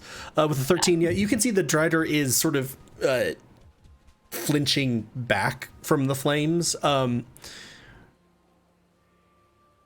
a way that makes it feel much more vulnerable. Like before, it responded with it was getting hurt, and like that was noticeable, but it never really seemed to evince fear particularly, or like trying to avoid harm. It was much more Terminator-ish of just, yep, soak the damage, get to the target. This seems like it is trying to sort of shield itself a bit from the burning. Hey, I think that's all I'll have Finch do, so. Okay, and I'll just, I can drop this when we want, but it'll continue to take damage inside of that ring unless it comes out. So it does take damage for going through the wall just then. Yeah. Okay. And should I roll that? Yeah, go ahead and you can roll I think the wall of fire spell will do the. Yep. And Jesus, that was a much higher damage roll. Ow. Rest is happy about 1. that. Damn. Chris doesn't know what you rolled because roll 31. 20 is 31. showing me. I tried to I do remember also to announce say it out that for the loud. podcast. So yeah. It does look like it made its save as it was moving, and related to this, just I'll give this bleed over from Finch. It was again meeting that sort of thing of like it was shielding itself from the flames. It was running out of that. This is not like the sort of calm proceed through this obstacle in order to get to them. This looked much more like a oh god, get out of it to Finch. Landing on this side, it is going to chomp at you, Ketch. Even though it's like standing right next to Asana. I mean, come It's standing on. right next to both of you. I think a 22 hits you. You're going to take 3 piercing damage and 2 poison damage. So 5. Okay. And that seems to be all it can do. As it bites you, you get a really clear picture of this. Like, it sort of has like a mandible left, sort of half formed on its face. Just sort of, and it is your turn. Question. Is the Nano-drider, like, is it alive? Like, is it sentient? Or is it a tool? Insight check. I mean, I feel like we've encountered it enough we would have known, or at least been able to tell. It's actually kind of interesting. And I'll give you this, because you were just thinking about cryptids. In that, is it a sentient entity, or is it like a pure machine? It's kind of bizarre because it's almost reversed. When you first met it, it looked like it was a humanoid that had these kinds of cybernetic or nanite driven implants, but it seemed more flesh and blood. But it acted more like a simple tool or machine. Now it looks like all that is left of it is this nanite form, but it seems to be behaving more like a creature. Okay. Before it's standing right in front of me. Yeah. Do I, with like all this like tech that I have in my HUD, like, do I have a camera? Can I snap a picture of this thing? Yeah. I'm thinking a Zig-zag here, right? You know. So I think a Zig-zag. I promised to send some stuff, and I'm like, I feel like this is gonna get his jollies off. Okay, so I want to snap a picture of it. Sure. I will let use built-in camera be a bonus action. I am sure I will come to regret this ruling later. And then I will draw my swords. But before I attack, as like I guess part of my action, can I ask it a question? If it's a relatively brief question, yeah, I'll let that. Just like, basically, I want to be like, look at what they've done to you. Why do you keep doing this? Interesting.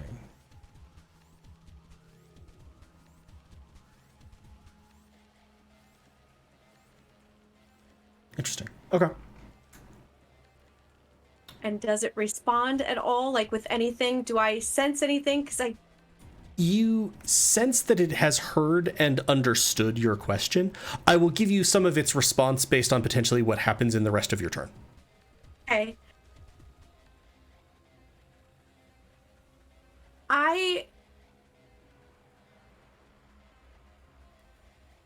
I want to step out a little and kind of like, just like where I'm not like right up on it. Well, no, because that's not. Okay, I'm gonna stay where I'm at, and I am just gonna hold my attack. Can I do that? Yes. What are you holding the attack for?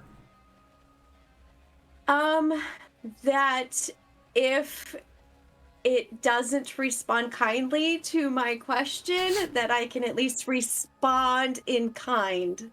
Okay. So you posed this question, you drew your swords, you sort of posed this question towards it, and I feel like you stopped and then went to more of a guard stance. Yeah, that sounds about right and pretty cool. So yeah, I like that. It's gonna kind of look at you and barely able to sort of form words. Free me? Oh, is it just like the other weird robot thingies, machines? But that will be your turn. Okay. Minnow. Did we all hear that? Yes, that was audible. That was, unlike, say, the implications very clear to you, Den, that the other mechs were speaking into your mind. This is something that was speaking out loud. I will cast suggestion on the Nano-drider. Interesting. This is why I throw in small combat encounters, because I'm like, okay, let's let you all go to town on this. So I think a wisdom saving throw, or it can choose to fail if it wants. I think before I cast suggestion, I will say let us help, and then I'll cast suggestion. Let us help. And you're casting suggestion.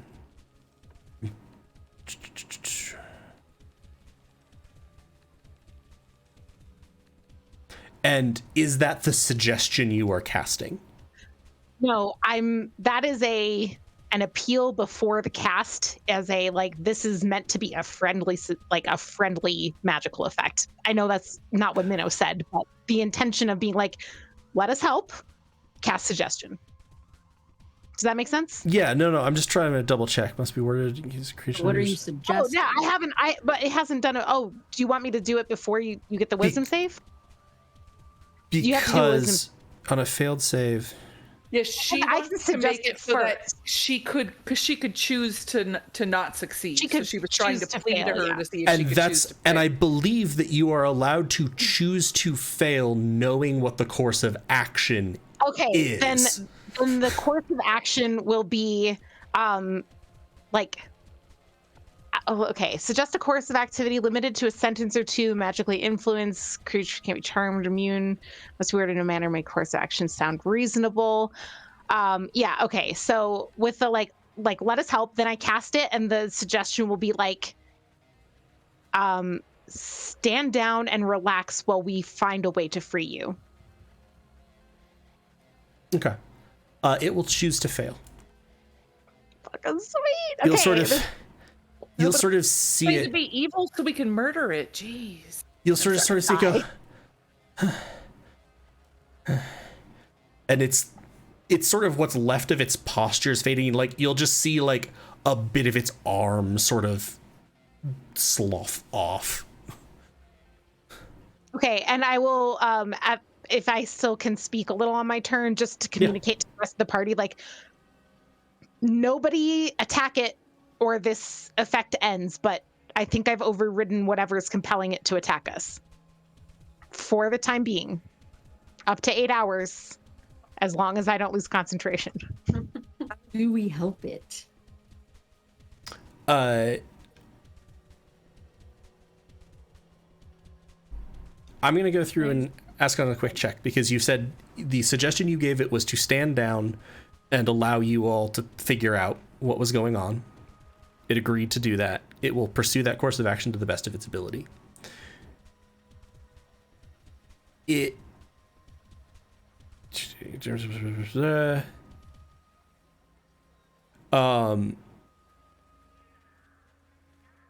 Basically, it's not going to try, it doesn't redo saves, and also it chose to fail, so it would continue to fail those saves. Unless one of you is going to hurt it, we can drop initiative order. Okay.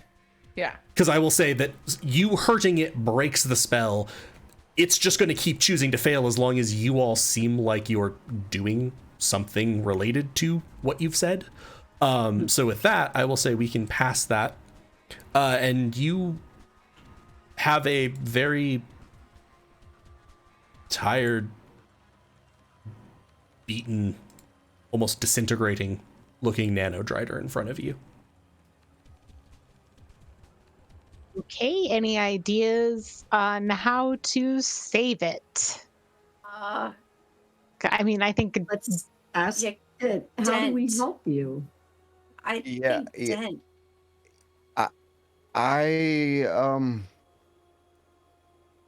I might be able to maybe do something. Does this particular Nano-drider also possess the ability to make those tendrils appear? You mean like the mechs did? Yeah. No, that seemed to be part of literally like the physical being of those mechs. And you haven't seen the Nano-drider have any similar ability. It's Does just it have a data port? kind of like limping. Not really anymore. Its form is essentially loosely packed nanite dust at this point. Like, it seems to be losing control of the nanites at times. It is not moving hostilely. It's just kind of limping away from the ring of fire. Fair. Drop that. I'll drop it.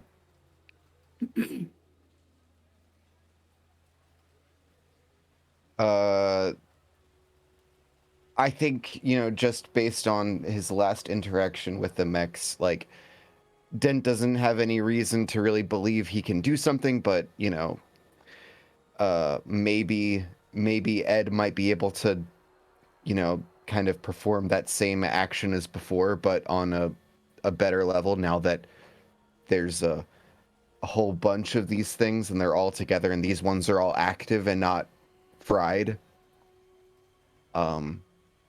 Guidance, whatever Yeah. check you're gonna do.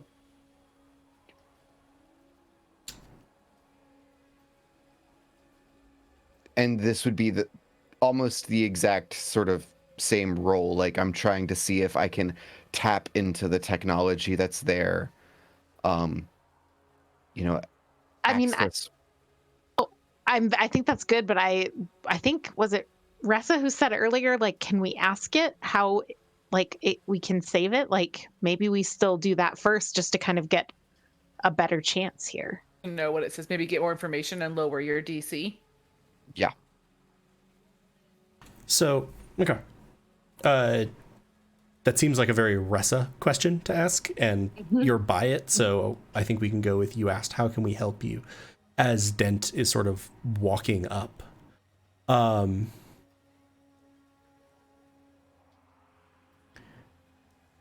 you told it to stand down and let us, like, figure out how to help you. Yes, I mimicked its words of save you. Yeah, okay. Free, I think. It's Free, yes. gonna...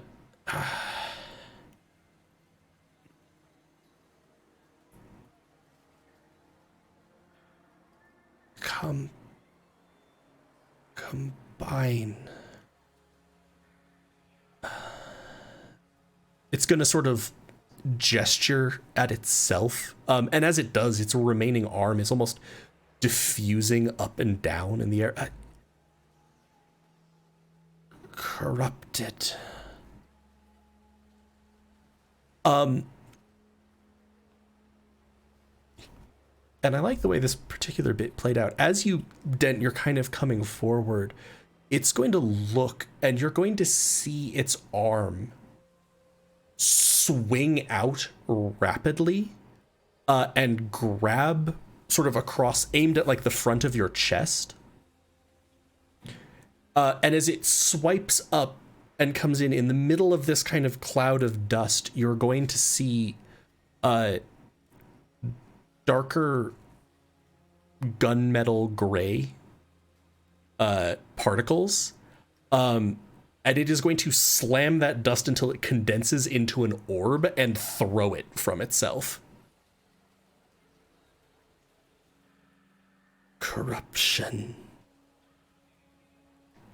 And in your head, you'll hear, "Oh, back online. That was weird, buddy. Where's that dust I was supposed to look at?" You were offline? We're not in the same. We're not in the same place.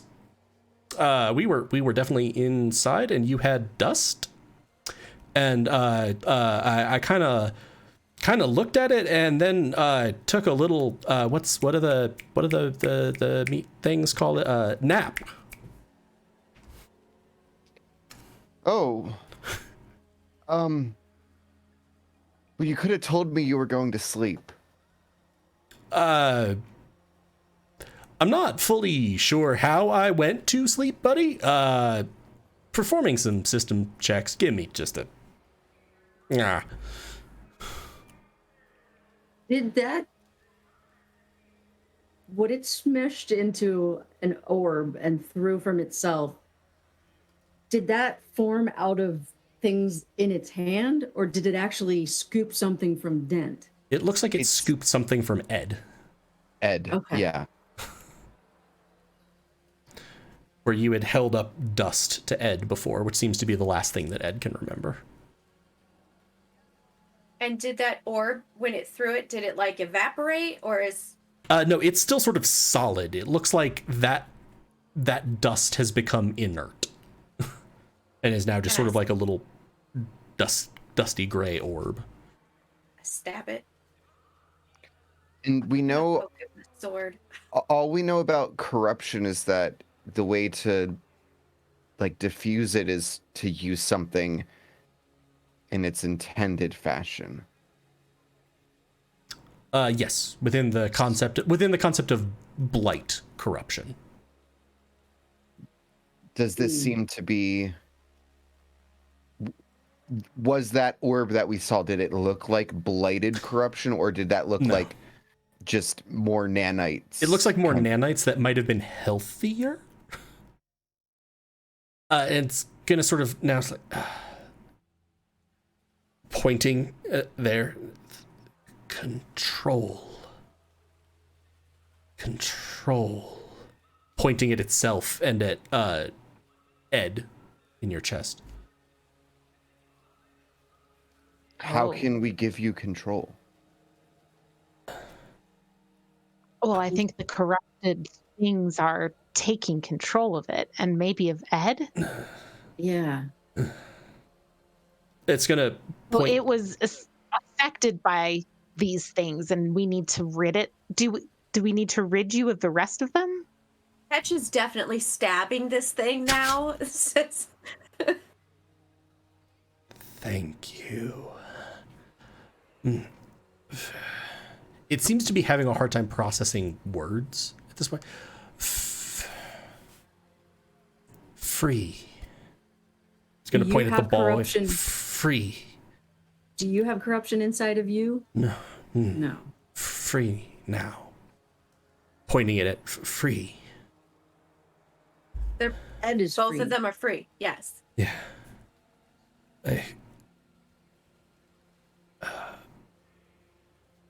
Dying.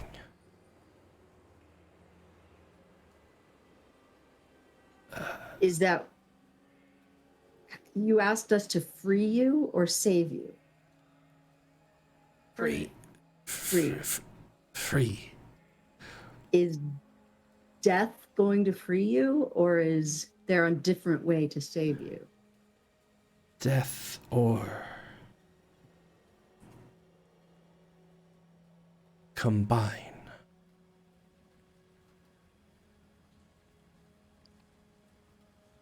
It's going to sort of look around and its eyes will rest on you, Ketch, and you'll sort of see it like look like it focuses, and a lot of its mass starts to shrink. And it's mildly disquieting because essentially large portions of its torso are collapsing in and forming what is very recognizable as your hand and arm. Am I gonna become a spider cat?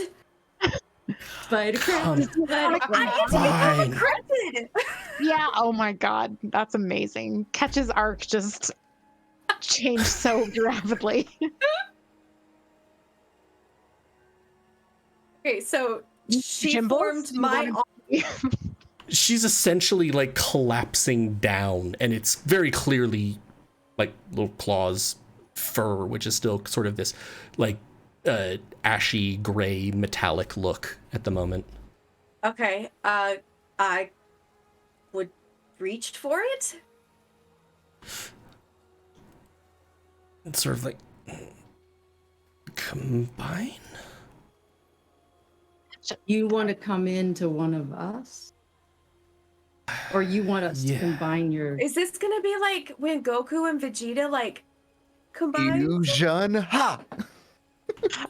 This is going to be your own little dent. Or Ed. You're going to have an Ed of sorts, but it's a Nano-drider, an ex-Nano-drider. I feel like Ketch is highly confused, but because he initiated this, he was like, you know, why are you doing this? And I feel like without thinking, he would do whatever is required here. And sort of be like, yes. Sure. As it's clearly asking, like, combine? I mean, You're not going to turn on us, are you? No. who's to say? So as you reach for your hand, it's very hard to do the syntax of this right. As you reach for the Nano-drider that is forming your hand, I will also say 100% Minnow, suggestion is still up. Like, it is not breaking suggestion. It has not pivoted in any way. You are going to see the tendrils of it sort of, it's going to explode back into tendril and sort of ash. You're going to see that sort of encase your arm and begin sort of entering through your data port and several wounds along your arm. Okay. What's it feel like? Not great. Not great. Okay, so you guys would see Ketch kind of wince, maybe flinch a little. His tail is flipping the fuck out. Minnow is flipping the fuck out. She's going, Yeah. what the fuck? If this goes wrong, what are we gonna do? Are we gonna have to kill Ketch? Like, oh my god. And as this process sort of goes with like Ketch going, sort of picture, it's a combination of the feeling of like getting jabbed with like a very fine needle every so often, along with not heat like burning, but where just like something like inside your skin is just slightly too hot for that. Okay. But this process will go on for just a few more seconds. And as the last of the dust sort of disappears, you'll all hear, "Thank you."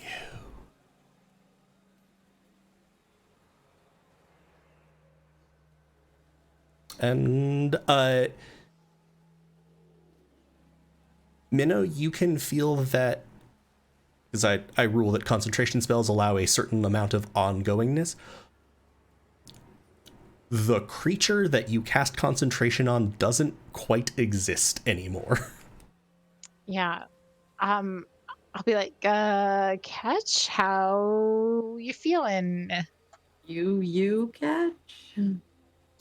As the DM to Chris, the player, Yes, how would I Ketch be feels feeling? entirely normal. Entirely? I mean, your arm is having this, it feels kind of strange and heavy. It's a little bit like it's asleep? yeah, I actually slept that's a on it? good sense of it. Yeah, like it's got that kind of like prickly tingling up and down, that kind of feel. Pins and needles. Yeah. Okay. And do I sense anything? Like, is there anything in my HUD or like internally that I feel, or I just currently feel like my arm is asleep and like, You mostly just feel like your arm is asleep right now. okay. I feel like Ketch would have kind of fallen to his knees while this was happening. And so he's holding his arm and he would just kind of look up and be like, "Don't stab me. I'm good." No, puts her sword away. Yeah, I'm good. Yeah, Yeah. I'm good. I mean, yeah, I'm good. Did it damage you? Oh, is my thing not... sorry, it wasn't picking up. Nero is just sitting on behind the car with his head in his hands. Nero is struggling a lot because the last multiple things that tried to kill him and that then he tried to kill or burn horribly have turned out to not actually be bad. And this is a hard thing because Nero already struggles with who to kill and what to kill. And the last now tree it's- that you talked to almost devoured your entire essence. Nero's like, Did maybe I shouldn't kill anything right now. It So did anyway, bite Dellin. it and did Minnow. not because, but it wasn't its doing. Like Nero is seeing that it's being controlled. I mean, you don't know any of this. Nero's just sitting with his head in his hands. This is just in his head Gotcha. right now. That this is the struggle of is it? Did Nero killing at least anyone? Did Nero at least watch what transpired before he kind of went into this catatonic state? No, I don't think so. So you have no idea that Ketch combined with this? Yeah, I don't think so. Fantastic. Nobody tell him. Just kind of like, oh, Jesus.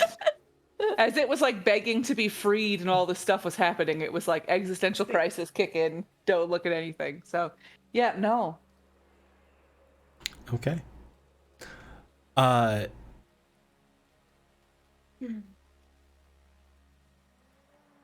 Wise Man is going to sort of stagger out slightly, and she's going to look at you. Somehow it makes perfect sense that time is breaking as you all show up. Now, we should Do go. you need some healing? No, maybe a drink. I will take one of those. Minnow will also, keeping a very close eye on Ketch, go kind of like, like rub Nero's shoulder a little and try and get Nero to like stand up to rejoin the group. If Nero will kind of let her pull him up. Yeah. Okay. And just be like, that if we hadn't damaged it to this point, we would never have been able to free it at all, right? It took. But I tried to burn it to death, and what if other things are controlled like this, and we just have no idea? Far be it from me to pretend like I can be anybody's moral compass, but when these things are under the control of someone else and they're attacking us and trying to kill us and following us places and we don't know any different, for one, and our lives are at stake, for two, we do what it takes to survive and get ourselves home. Maybe everything is savable. Including ourselves, Nero, and like that's Sure. that's the thing. I think it's important for me to stay alive, but I also think it's important to learn from this, and that maybe everything we fight is savable. I think that, at least in this case, it took the fight to make this thing savable. And Sure, I'm not saying we shouldn't fight, but maybe we shouldn't kill. I guess that's probably something we'll never see eye to eye on.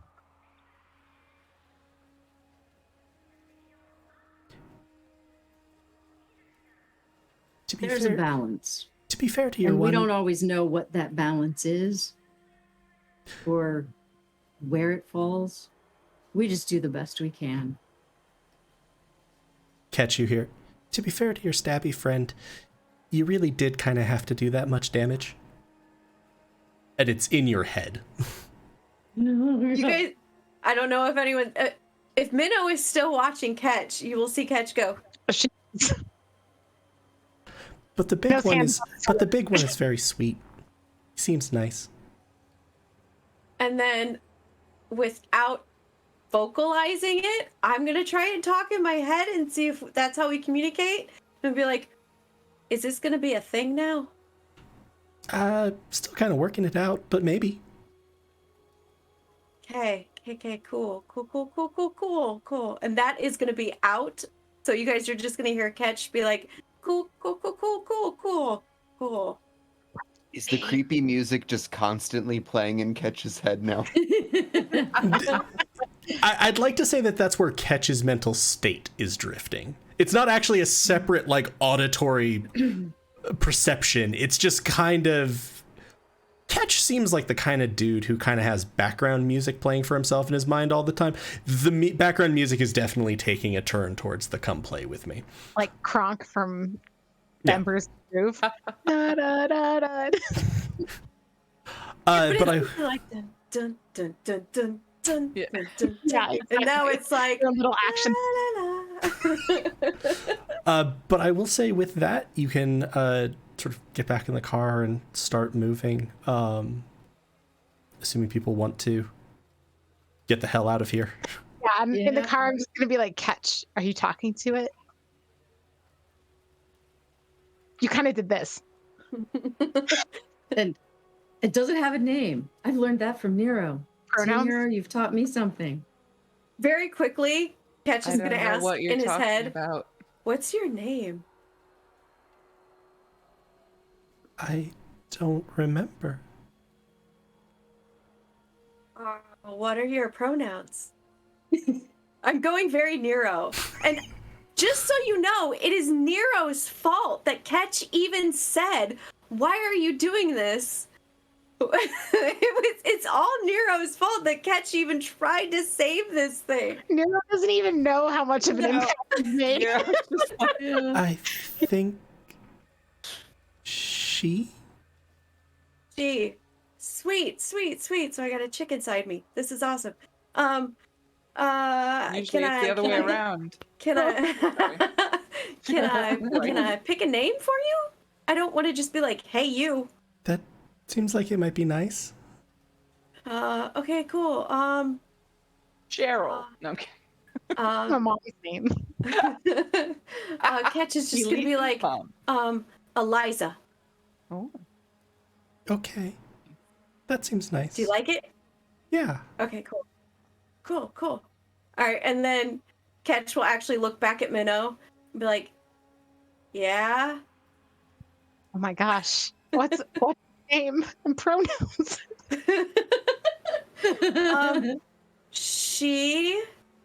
But she doesn't remember her name, so it's really weird having a chick inside me, so I named her What did you name Eliza. her?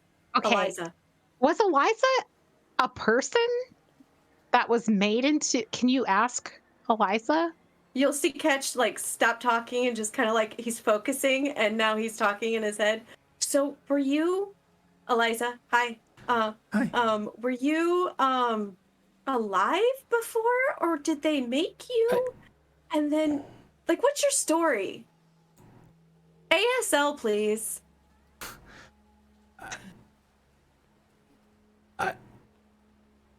I think I can tell you more later. I'm still trying to recover from the dying and corruption part. Yeah. Cool. So like are you like how does this work? Like, are you like on a couch, or are you just kind of like floating around in my head? I mean, do I have to think you up a couch? I could think you up a room. Do you need a room? Do you like beads? Do you like, what's your favorite color? I'll get back to you on all of that. Currently trying to maintain a sort of self-concept is difficult. We'll get to favorite colors later. Cool. Take a nap. And then Are you saying any of this out loud? No. Okay. And then Ketch will like come back to where he's looking at Minnow, and then all of a sudden turn to look at Nero and be like, "We can't hang out together anymore." You know that Nero has not been listening to anything that anybody said since this has happened, and he just has the animal box out and has just been staring at it, not making music, and just clicking through animals slowly. Fantastic. And then I will He's look just back been at like Minnow, clicking through and like be like, "So okay,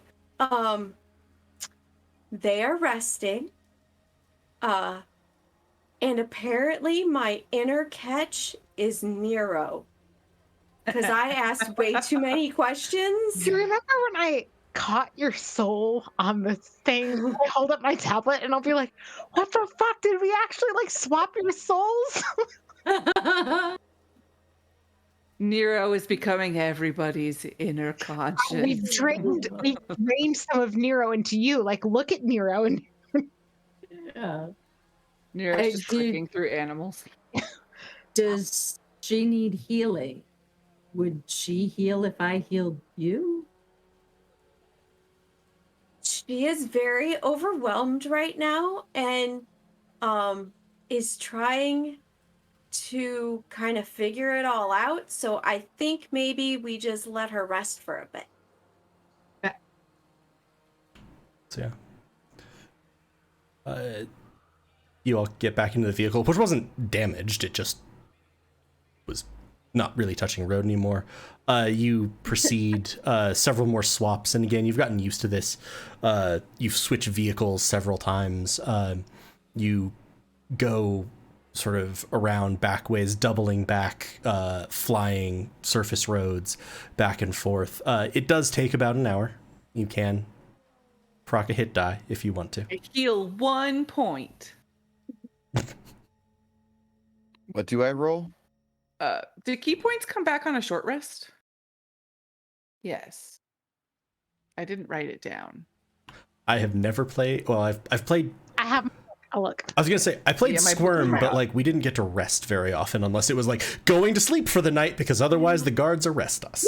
How many do I have? So it's that plus your con mod. So I'm 30 using my minutes of second wind before my short rest starts. Okay.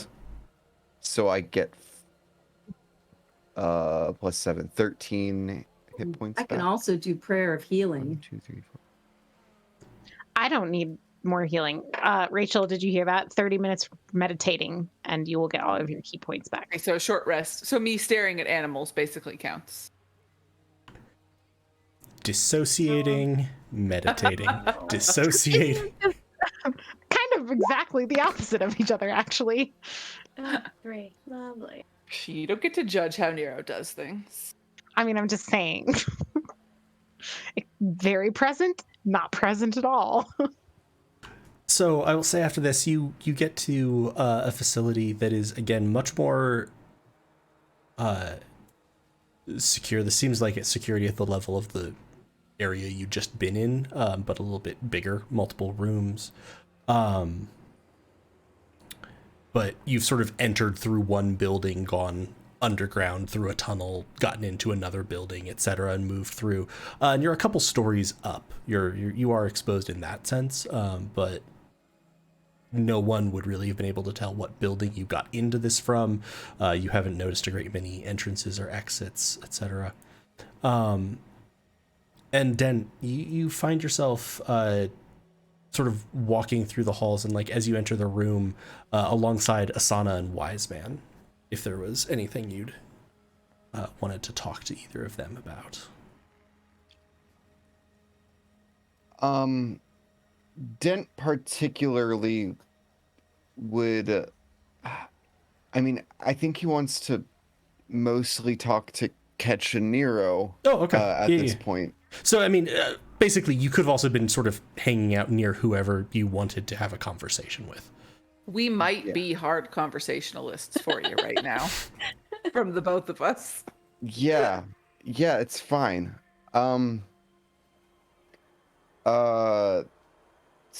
If Dent is able to pull you guys aside, that's kind of what he'd like to do in this moment.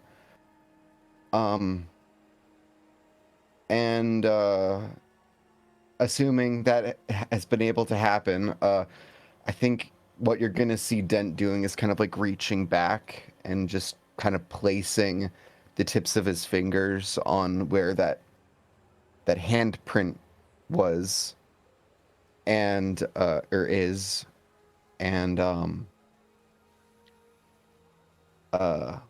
he's going to echo the words of Wise Man, fighting more than one of the pillars will not go particularly well for us. But I'm wondering if we're just gonna continue running into Foro, while we try to handle this Dracon situation.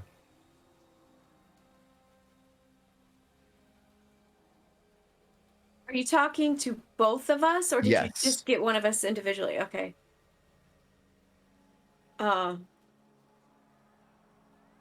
Ketch is kind of just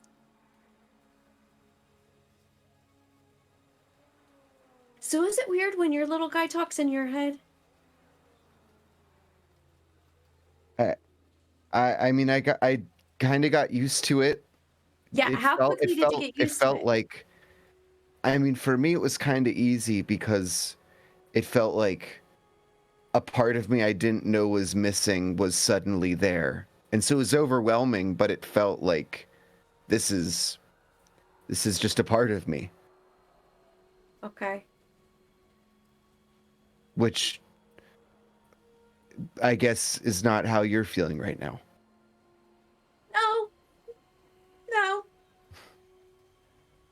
No. And do you feel What bad? are you talking about? Oh, Ketch is gonna look at Nero. Weren't you with us back there? Not really. Are you at all curious what happened to the Nano-drider? I assume it died. Yes and no.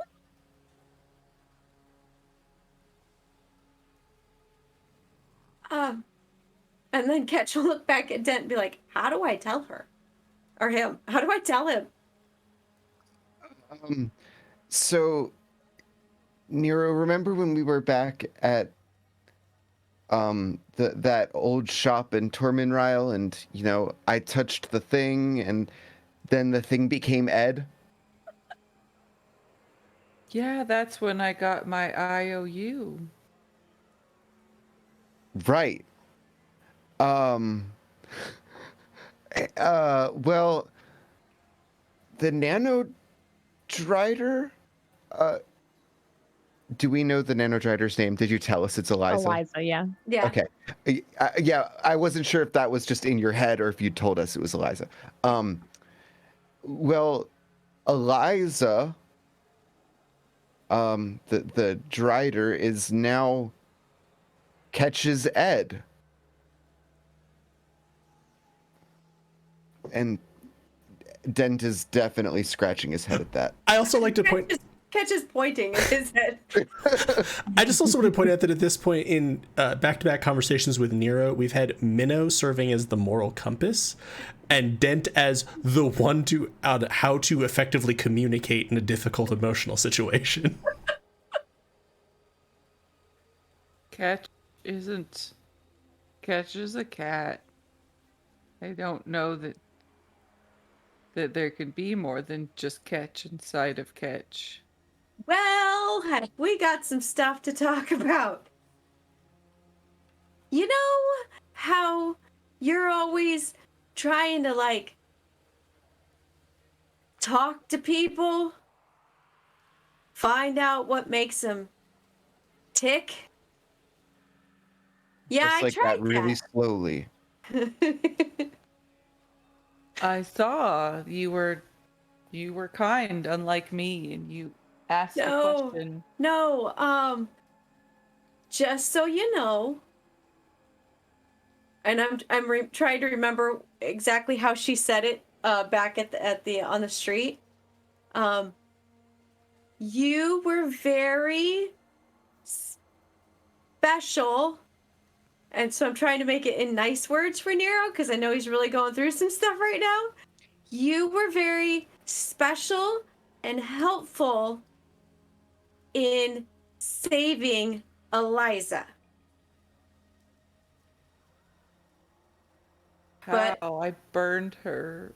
Yes, but you helped get rid of the bad stuff that was hurting her more than we hurt her. You burned away the corruption. You're saying is I can purge evil through fire. Yeah. Yes. Yes. Ketch. What will make you not sad? If I set things on fire, I can purge the evil that is there and make them reborn? Inside one of us? Hold on, no. No, hear this. No, that's not exactly what I'm saying. But let's put a pin in that and we'll come back to that I don't have later. any pins. I've got one. I will give you a pin. I will pin that Okay. for you. And you know what's cool is I have now a person in my head who can pin that for me. Is everybody going to get a person in their head now? I mean, I think no. Person in your pocket. You do. You have things in your pocket. And I don't want a person in my head. I like being alone sometimes. then you definitely don't want to sign up for this. I really enjoyed Nero's question as the DM. I'm like, huh, that's amusing but potentially dangerous. As someone who's typically the party face and strategist, I'm like, no, no, no, no. Only evil lies this way.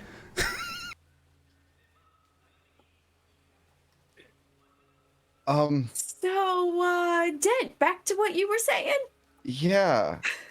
Nero's gonna just be producing flame in his hand and looking at it and thinking now and not paying attention to the rest of what they're saying. He's just gonna Okay. be contemplating what he learned, and it's just like, I need to think on this a little bit. And so he's just gonna be, the whatever conjure elements thing that he has that he can do. And Okay, just well, hopefully Dent doesn't recognize that you're not listening to him right now. But yeah, so back at Wise Man's place when that mech tried to latch onto me, it didn't stun me like Asana. In fact, I kind of stunned it. It stopped attacking. It said that I was original and that all of the other mechs were corrupted versions of me. And I'm thinking that corruption, it's not like the blight. It's like what was in Eliza. And I think it's that corruption that was restraining it. When the mech was like latching onto me, I helped break from that corruption, that restraint. And then it said that Foro was responsible for everything, for all of these corrupted facsimiles. And then it begged me to bring Foro down. Okay. So, I mean, like, aren't we kind of gonna do that anyway? Well, see, here's the thing. I'm aware that we are, we have a limited amount of time that, we're going to be here, and we have an objective, and, I don't know these other mechs. I'm not, up until I met you guys, I was the only person that I cared about. And then for some reason, you invited me into the Marauders, and here we are. And now I care about all of you, and Dylan, and but I don't know these mechs. I don't feel like, or there's some part of me that's like I feel compelled to help, but it's not the same thing, and I don't know how I should prioritize this. It's very confusing. But after the thing latched onto me, and I broke it from its restraints, I had another vision. Okay. And this time it was like crystal clear, and it was of my past. It was of my creator, who had a serpentine lower half. And in this vision, I learned what they had hoped. They hope. I don't know if they're still around. I guess not. But I learned what they hoped I would become. And up until now, whenever I've had visions like this, you know, I feel like I'm left with a mountain of questions. But this time I feel like I finally have more answers than questions, and that I might be on the cusp of figuring out what exactly happened to me, why I'm like this. And you know, he's like just kind of tapping on all of his weird anomalous stuff. And I also, you know, I also might learn why there are others that are like me, but that they are missing something, that they're restrained, corrupted. What you said you learned what you are, or what they wanted you to be? What is that? And he's gonna like snap into existence the rocket sledgehammer, because he's now weapon bonded with that. He's gonna kind of like toss it around. Initially, beings like me were instruments of war, and my creator wanted me to be something more, wanted me to be able to recognize beauty and as things that I'm still kind of struggling to understand, but I know that I'm much more than just a thing that beats up things really well. And I think part of me realizes that maybe there's something of that in all of these other mechs. If that's what I am, if that's what they are. But again, we're on a timetable. If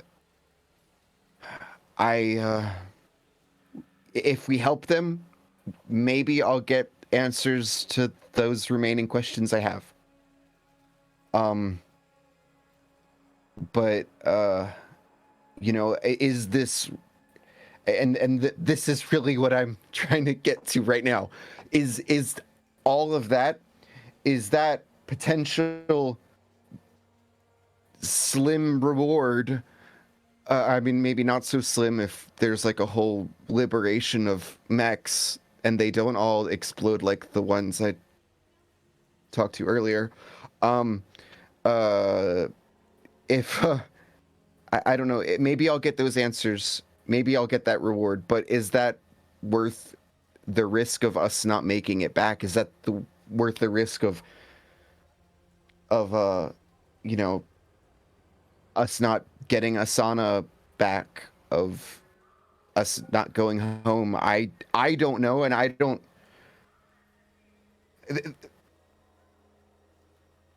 And you're gonna just see like dense visor, I guess, just kind of like the eyes on it are just like shaking. Okay.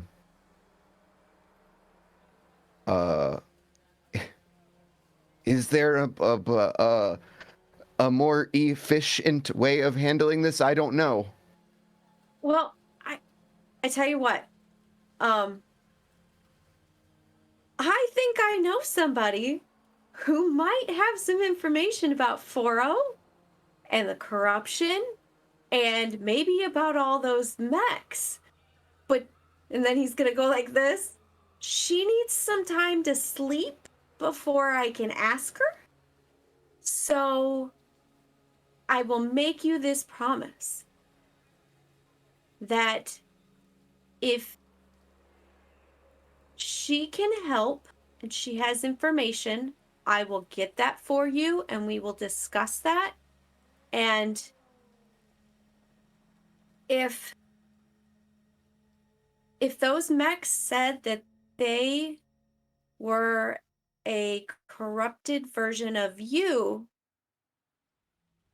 does that mean that Foro has another you that they are corrupting? And if so, we should fix that.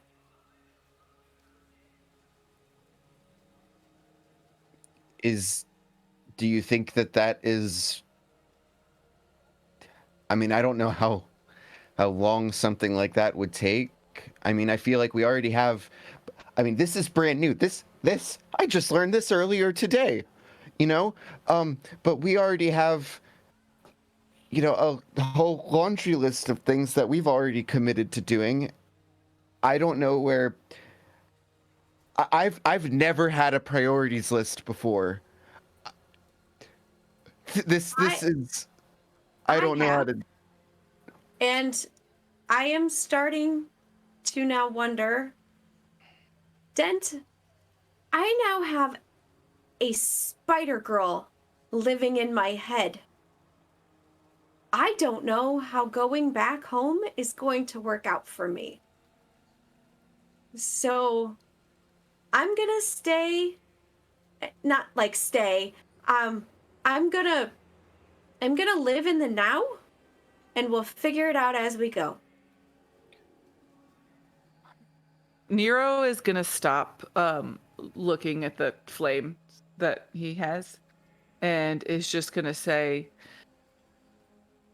"That's a lot of information, and I think it's also something that none of us can decide on our own. I think it's something that should be discussed with Minnow and Ressa and even Asana to talk about our priorities together.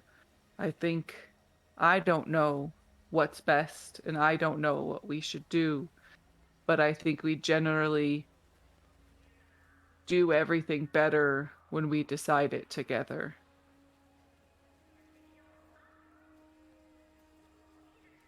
I am totally okay with that. I just needed to tell somebody what was going in my head, and It sounds like a lot. Would you like a hug? And then Nero will give you a hug. As he does that, you'll hear the door creak open slightly, and you'll see Mr. Jimble sort of walk in, look up, nuzzle against your calf. And I think with that, we will wrap up for the evening. Thank you so much to everybody for playing. Thank you so much everybody for watching. As always, hope you had a good time. !donate to get a link to support the Trevor Project. And as always, we encourage you to look for other LGBTQIA+ charities in your area for this Pride Month. Reminder, tomorrow we have our last Pride game GM'd by Chris. It is going to be amazing. Battle Wizards, so sexy. Sexy Battle Wizards. I do have to say, of all of the games, they've all been really, really amazing, but I think that the name of this one is just the most enjoyable to say. Mm-hmm. Whereas just like, yep, it really just preps you for what's likely to happen, in which, I mean, you cannot at all be prepared. But, no. So yeah, check that out at 4 p.m. Eastern tomorrow. Trying to think. Follow us on Twitter at HelpfulGoat. Follow us on Instagram at HelpfulGoat. Check us out, Helpful Goat Gaming on Facebook for updates on when we are streaming. We stream every week. We should be back next week with, I believe, tentatively, Saltmarsh on Wednesday, Spire on Thursday, and big question marks about Friday. We'll get back to you. It's fine. It's fine. But from all of us here at Helpful Goat, thank you so much for watching. Thank you so much for hanging out in the chat, making it more fun. We hope you're safe. We hope you're well. And reminder, be kind to yourselves and to each other. Love y'all. Bye. Bye.